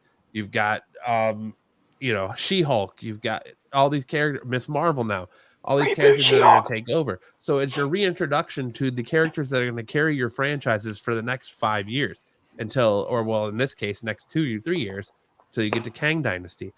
I loved Jonathan Majors as Kang. I mean, he steals this movie completely, hands down. I think the Bill Murray stuff is funny, but it's kind of a throwaway. You really don't even know who he is other than that he's a turncoat. I like getting to see the Quantum Realm. I liked seeing those characters. I felt like those characters fit well for the Ant-Man's movies. Like it really, I felt like the funniness of it just kind of fit with the Ant-Man stuff, and the MODOK stuff was good for the most part. It was just kind of it too was kind of throwaway. I thought it was kind of funny. It was like I laughed. Like my wife was having a blast with the MODOK. She's like, "Oh my god, I can't stop looking at his little legs." Yeah, I would have been upset if he lived and became like a good guy. Honestly, like I mean, seeing that end part. To me, I'd rather watch Ant-Man 3 over Thor: Love and Thunder. I'd rather watch it over Doctor Strange 2, and I'd much rather watch it over Wakanda Forever. I waited till Wakanda Forever was on Disney Plus and still struggled to get through that. Dude, that fucking garbage. You know what, dude? Again, I couldn't get through Wakanda Forever. I couldn't get through it. You know what? Maybe you know what it is for me. Being my heritage, being my roots, and seeing Mayan Indians and seeing all that, maybe that's where I'm biased. But because of the lore, because of no, the lore's fun. Like I agree with you, Matt. I don't like the way he took his name. I think that was cheesy as fuck. Like Namor because of the kid that doesn't. No, I didn't like that. But when they introduced them, they come out of the water and they're singing that sirens because that is a folktale like myth, like those the sirens, right, the bad vamp, right, all that was badass. And then Namora and Atuma I thought were badass. I thought the scene on the bridge was badass. I thought the middle part of the movie was badass. Now what I agree with completely, and this is I'm gonna go Hartman. There's no way Namor should have lost to Shuri. She Absolutely was not killed. And how does she get out of that and just pulls it out, and then you know what I mean, and then goes on to beat Namor that way through the power of a 3D printed herb. I thought that was fucking like I'm like okay, yeah, that's like learning to print your own money. But like the overall movie, the middle part of the movie was the best for me. And then when he stops the shit out of Wakanda. You know what I mean? He tells her, your mom is dead basically because of you. And now you're the queen. And now you know what I mean? Now you got to do, you know what I mean? He didn't give, he's like a Sith. There was no absolute. This is what I want. This is what we got to do. If you don't like it, I'm going to wipe you all out. Like all that was good. But I don't even know how you bring him back when he just killed Black Panther's mom. That's the one. I didn't like Shuri. I thought could not get behind Black Panther, and I thought Riri as it was kind of wasted. Pointless. She's pointless in that. Like that's just a plot device. You could have had anybody build that device to find vibranium under the ocean. You didn't have to waste Riri on that. We could just save her for Disney Plus. But fuck it. You wanted to do it. You did it. Whatever. That's how smart she is. Anyway, she outsmarted him and dried him out. But the fact, like Lopez says, she gets impaled. Dude. He fucks her 2 ways from Sunday, and she's still just like, I'm just gonna pull myself off of this with my skinny twig arms. Have you ever been stabbed with a javelin like that? I'm gonna keep going. Like, it's like, dude. Like I get that you took the herb. I get it that you engineered it, and okay, fine. But he just stabbed you through he impaled you, dude. Like, Right. there's no way you should come out of it. She wasn't bleeding though. She's all good. But it's like, okay, fine. We're so you want to, you know what I mean? That's how you want to treat Namor, dude. Fucking the guy who's another phenomenal actor, Vincent Duke, that plays what's his name? M'Baku. Okay, so fuck, I lost my train of thought. But there's just no way that should have happened, dude. Well, that's like, yeah, that shows you how menacing and badass Namor is when M'Baku tries to jump him and Namor just punches him and destroys his chest plate and stuff. Dude. And They outsmarted him, but I don't, dude. Physically, there was no way she should have beat him. Okay, no way. If anything, now hold on. We need to let's ease back a bit. We don't want to be Hartman. How bad we feel. No. If anything, it should have been Namor being like, "No, I can't do this. I can't kill her. Why am I going to kill her? Let's unite. Let's be let's figure out another way, right?" Yeah, and that was the only thing that almost made that scene bearable, because like she's seeing her mom and she's seeing the Wakanda people, and she's seeing the parallels of the people that you know come out of nothing and struggle. I'm just gonna say little black kids, little brown kids, you know, doing all that. I'm like, okay, that's awesome. That's cool. But still, there's no way you could have pulled that spear out and beat fucking Namor, who M'Baku said is like got the power of the Hulk. So I mean, come on. But other than that, they made the Wakanda, I'm just gonna call them the Atlanteans. They made them look like weak because they need the Wakandans to protect them. So that's why he bends the knee to her.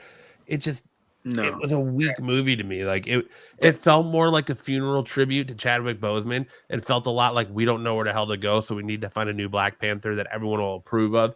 And instead of recasting, we're going to change the mantle, which is fine. It should have went to Shuri in the first place. But dude, the chick needs to either bulk up or they need to get a suit that makes her look a little bit bigger. Because I was not believing that she's going to take out Namor with her the way her there's physique no is. way, dude. She's like 90. She's like fucking 60 pounds.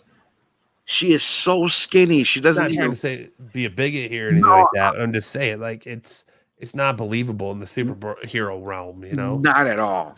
Not at all. And that's where I mean. That's where I struggled with it. You know what I mean? That's where I struggled with the movie. But seeing Namor and all that was awesome. Was awesome. But Shuri, I don't know, dude. And then even Riri. Like, they just wasted her, man. They just completely wasted her. And then in the end, you get a draw. In the end, it's like a stalemate up on their ship, right? When Namor and Shuri are fighting off, you know. So it's like, I don't like. Okay, fine, cool. So it's a stalemate. But going back to Ant-Man, they dropped the ball, man. I enjoyed Ant-Man for what it was. I enjoyed the stuff in the quantum realm. I enjoyed the after. Like, I liked that all of it was setting up the next phase and setting up Kang, which if done right, Kang the Conqueror everyone could be like Thanos who with Kang the Conqueror. Like, they could really knock it out of the park and do some good stuff here in the next few years. They could. I mean, dude, I would love to see a fucking scene with him and Thanos. I would love to see the scene with him and Doom. Dude, because of his like idolization of Doom. I'm not even worried about you. You're gonna lose. I'm not worried about you. Yeah. You know, like, dude, you know, not worried. I'm doing other shit. You know what I mean? I'm like, so do you think Vision is gonna play a role, like a big role, in this in the set of events, the Secret Wars and stuff? Kang Dynasty. Yeah. I don't, dude. Doesn't he do something with one of Kang's variants? No, well, he merges with one of them, right? Well, I mean, see, and that's another thing. So they killed King the Conqueror. I don't think they killed him. He's not dead. It even says at the end of the movie, Kang will return. Because you gotta remember, each Kang he's the one that everybody's afraid of. Persona. Well, what if it's all the other Kangs and we don't get King the Conqueror? Well, no, I think you're going to. Kang the Conqueror is going to be the main villain in the Kang Dynasty. Because he was, remember all the variants go by some Iron Lad, Rama Tut. Scarlet they all go by Centurion. different name. Yeah, Scarlet Centurion. They all go by different monikers. He who shall remain.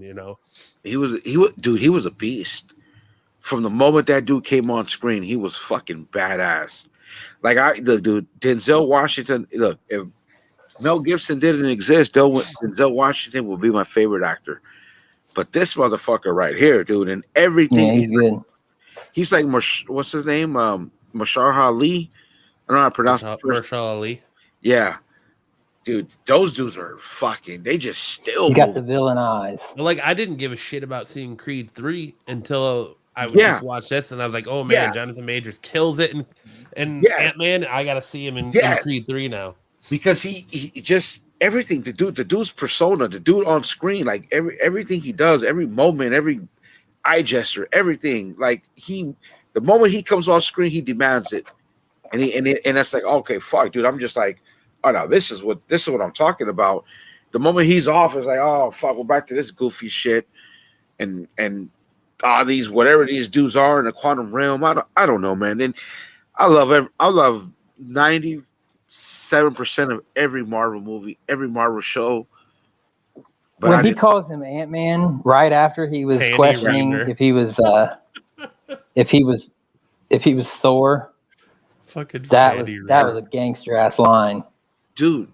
Even when Michelle Pfeiffer, who's still beautiful, like figures it out, and just how he like subtly like kind of like turns, you know what I mean? And it's like, well, what do you want? And then see, I can't remember the lines. I'm probably not going to see the movie again until it's on Disney Plus. But even that scene was brilliant, dude. His eyes, his facial expressions, everything that he was doing was fucking fantastic. But then you go away from him in the movie, and then it sucks. I don't know. See, I just liked, like, he overlooks Ant-Man, and I think that's what I really like about it. Like, everyone overlooks Ant-Man, and he even basically says it. He's like, I've killed all of you so many times. Which one are you again? And like, he doesn't even take him seriously. He's like overlooking. I think he knew who he was though, because he calls him by his name after he acted like he didn't know him. He does. Ant-Man. He's like, "You're the one with the hammer, right?" And then he's like, "Ant-Man." No, that's Thor. Yeah. Bitch, I know who you are. Right. It's almost like he's playing him. Like he's setting him. Like he's talking some mad shit. Like, I don't think Kang's dead. I think when he gets sucked into that, he goes into that same realm that Ant-Man went into with all the split personalities, or like where his consciousness was splitting. Yeah. And I think that's where he's going to go, and he's just going to get more and more badass. And they're going to lock him up. By the time he comes out. They'll have him locked up. Like, because I just finished watching the Avengers, the animated one, and how towards the end it's Kang. And like all these other Kangs come to him when he's locked up in the boat in that prison under, and they're basically telling him how you just keep losing to these humans and all that. Like I'm hoping it's something like that. Like next time we see Kang, he didn't die, the Conqueror, and he's locked up, and all these other Kangs that we saw in that end scene are telling him like, yeah, dude, you fucked up. So you were just gonna be locked up. We got this, and they don't got it, and then he breaks out, and I don't know. We'll see. We drank the goo, Fanny Reamer. That's why we can hear you. Drink the goo. That was kind of cool. That was kind of funny. I don't know, guys. Yeah, whatever. Marvel is still batting 700, so it don't really matter. You know what I mean? It don't. Oh, you didn't see? I think they might be close to retiring. I don't go to the movies. And he's gone. I mean, I kind of agree with Hartman there too. Like, I'm definitely starting to get superhero fatigue though. Like, I'm to the point where like if they don't give me something more than what they have been, it's like it's like if you don't write it exactly like I want it in my head, I'm done. I kind of will agree on that, and my opinion is, dude, you killed Thor, you killed Iron Man, you killed Captain America, you killed Scarlet Witch, you used Thanos, you've used the Avengers, but you're sitting there on Fantastic Four and the X-Men. Like, come on, Feige. Now, maybe there's the legal shit that we don't know that they can't use them yet. But I believe, I'm starting to think that they're running out of shit to use. By the time we get to X-Men, dude, it's 3 years from now, 4 years from now. Yes, AOA, Steve Rogers is alive. I'm just saying, like, you kill him off in the sense of Right. you take him out of the picture. You made him an old man now. Right. Now it's mantle passed on to Sam Wilson. Yeah, you can't use them. And half of the people that watch the MCU didn't care for Captain Marvel. I thought he was an old man now. Marvel doesn't care for half of the characters that are left in the current MCU. So who are you going to bring in the lead, though? That's the hard part that they have a hard sell on, right? Because let's be honest, bro. Not a lot of people. I hear a lot of complaints about Phase 4. A lot of complaints about a lot of the movies, a lot of these movies, right? And I think that's because who are you using? And we got to wait. I don't know how many years to Fantastic Four, and I don't think that's going to be enough. I think they need to hurry up with the X-Men, man. Like, I think that's the problem. I think that's the problem with Phase 4 movie wise for me is that you're right. You've got X-Men sitting out here. You've got Fantastic Four. You're rehashing. You're trying to make me care about old characters whose stories are pretty much done. Like, why do I care what happens in Thor: Love and Thunder? Like, nothing really happened in Thor: Love and Thunder to move the needle, other than to give you a daughter of his to set up a female Thor for a Young Avengers team. And kind of the same thing with Doctor Strange. Doctor Strange really didn't do anything other than to give you a payoff, which you kind of got in WandaVision, and give you America Chavez. Like, it's right. They're not moving. They're using that phase and wasting it on 2s and 3s of movies of characters. You don't need 2s and 3s of. They should have given you Fantastic Four already. You should be getting X-Men already, or somebody you haven't seen yet. Like, move the needle a little bit. Like, I still think it would be so badass. My problem with Captain Marvel is she's so OP. She's so OP that you've only seen her in her original movie. You saw her for a little bit in Infinity War and a little bit at the end of Endgame. So much so, she's so OP, she took herself out of the fight. Dude, like, for somebody who reads Captain Marvel and has read all of her shit, it's very difficult to do. And Brie Larson wasn't the actress that they should have used. That's number one. Captain Marvel, that Carol Danvers has to be feminine, plain Jane type of beauty. And come on, bro. She had a one-night stand with Doctor Strange in the current run. Like she is a woman. You know what I mean? She's dating. Hear her roar. Right. She's dating.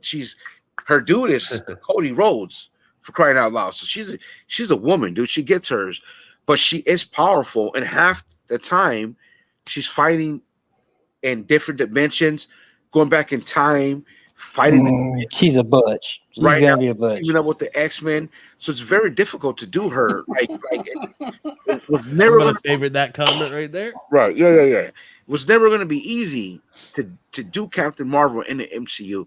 They probably should have not done it. And the way they used her in Endgame was fair to the other cast because she is OP'd. But they should have kept her for the. She's gonna wear a sweatshirt. I don't need no man. They should have kept her for the cosmic. They should have had her out in space and battling. Tell me it wouldn't be so badass in the Marvels if Rogue showed up and depowered her. Of course. Or did something else with that's her. our dreams. Just like we wanted Scarlet Witch to be linked to the X-Men and WandaVision and then Doctor Strange. But it's not going to happen. That's not what they're doing. It's not going to happen. So that's what I mean. I think the MCU will suffer until we get the X-Men. Maybe Fantastic Four might hype it up, might get the casuals, because I'm all right with the MCU right now. I already don't have a problem with it. Like you got 20 plus movies and maybe 4 of them are garbage or D tier. So you know what I mean? So do the math. You know, it's not like DC where they put out shit. Every fucking movie is garbage. And then the one movie that's beautifully done, nobody likes because it's not what they want. So Marvel is still okay. But I mean, they gotta get a move on. I think Marvel. I will be back. MCU is kind of like Predator Promise. going on to Star Wars, where Star Wars is stuck in its rut. That they put out 4 shows and 1 is good out of 3. You know what I mean? I don't know. I think they'll be all right though. I think Marvel will be all right. It's just right now they're mediocre, I think. I'm just seeing the same fatigue and like, anyway, I'll see them all, yes, but I'm hitting fatigue and where I'm starting to feel like we're just seeing the same shit over and over again. We're not getting anything really all that new to keep me super excited. Like I usually see these movies night one, and the fact that I waited on Wakanda Forever until it came out on Disney Plus says a lot. Like it's just not. I'm just fatiguing out. Like I really don't. I've been going after more of different types of movies versus the Marvel ones because I'm just kind of hitting that wall until something like crazy happens. And yeah, I'm not saying that Ant-Man gives you something crazy, but it gives you, I think it gives you a lot to look forward to in Phase 5. It's Kang. I went to see it really for Kang. And Namor, like I said, I went to see it because of what they did with the character of Namor. So I'm biased in that point, right? And it was done well, in my opinion. I don't know if anybody's ever seen the movie Apocalypto by Mel Gibson. Phenomenal movie. So I got some of that, and I'm okay with it. I mean, I still have a lot of problems with Wakanda, but agreed with John. I John. enjoyed that middle part, right? Like not the end, just like the beginning and the middle, and then it wrong. And it's kind of the same thing with Ant-Man, dude. I would have rather them not gone to the quantum realm. I would have rather Kang. It's easy to Monday morning quarterback. You know what I mean? We could all do it. Oh yeah. So it is what it is. It's the movie they put out. I mean, I don't even know if I'll watch it probably one more time on Disney Plus just to see Kang and Michelle Pfeiffer and not worry about it again.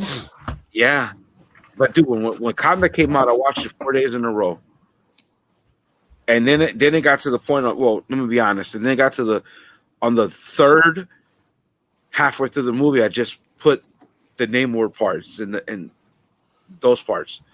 Then I didn't watch the end because I don't want to see him impale Shuri and her to just pull it out like nothing happens and blows him up and whatever. But it is what it is, man. Can't be what it's not. No, it can't be. On that note, we've been having a long show tonight, boys. Dude, 3.5 hours. Holy crap. Yeah. Well, thank you everybody for sticking with us, except for all you assholes that left to go watch Brian's show. Yeah, they're all out. Yeah. Thanks for hanging out with us tonight. I hope you had a fun time. If you think of maybe we'll show off other books. Maybe we'll do a themed one like was recommended earlier. But remember to like and subscribe. If you don't, if this is your first time here, check out tomorrow. Check out the Star Wars show with the great fucking Marco. Check out Tax Show Wednesday. Check out Mail Call Madness on Fridays. Check out all the shorts. You can check out Hartman shorts anytime you want. But anything else, guys? No. Check me out on Fridays. Oh yeah, check Absolute Geek out on Fridays. Don't forget about that shit. That shit. And on that note, we'll see you guys next week for the kickoff of Adult Cartoon Madness. And we'll turn it over to our good friend Steve the Gimp to take us home. Either you've got me confused with somebody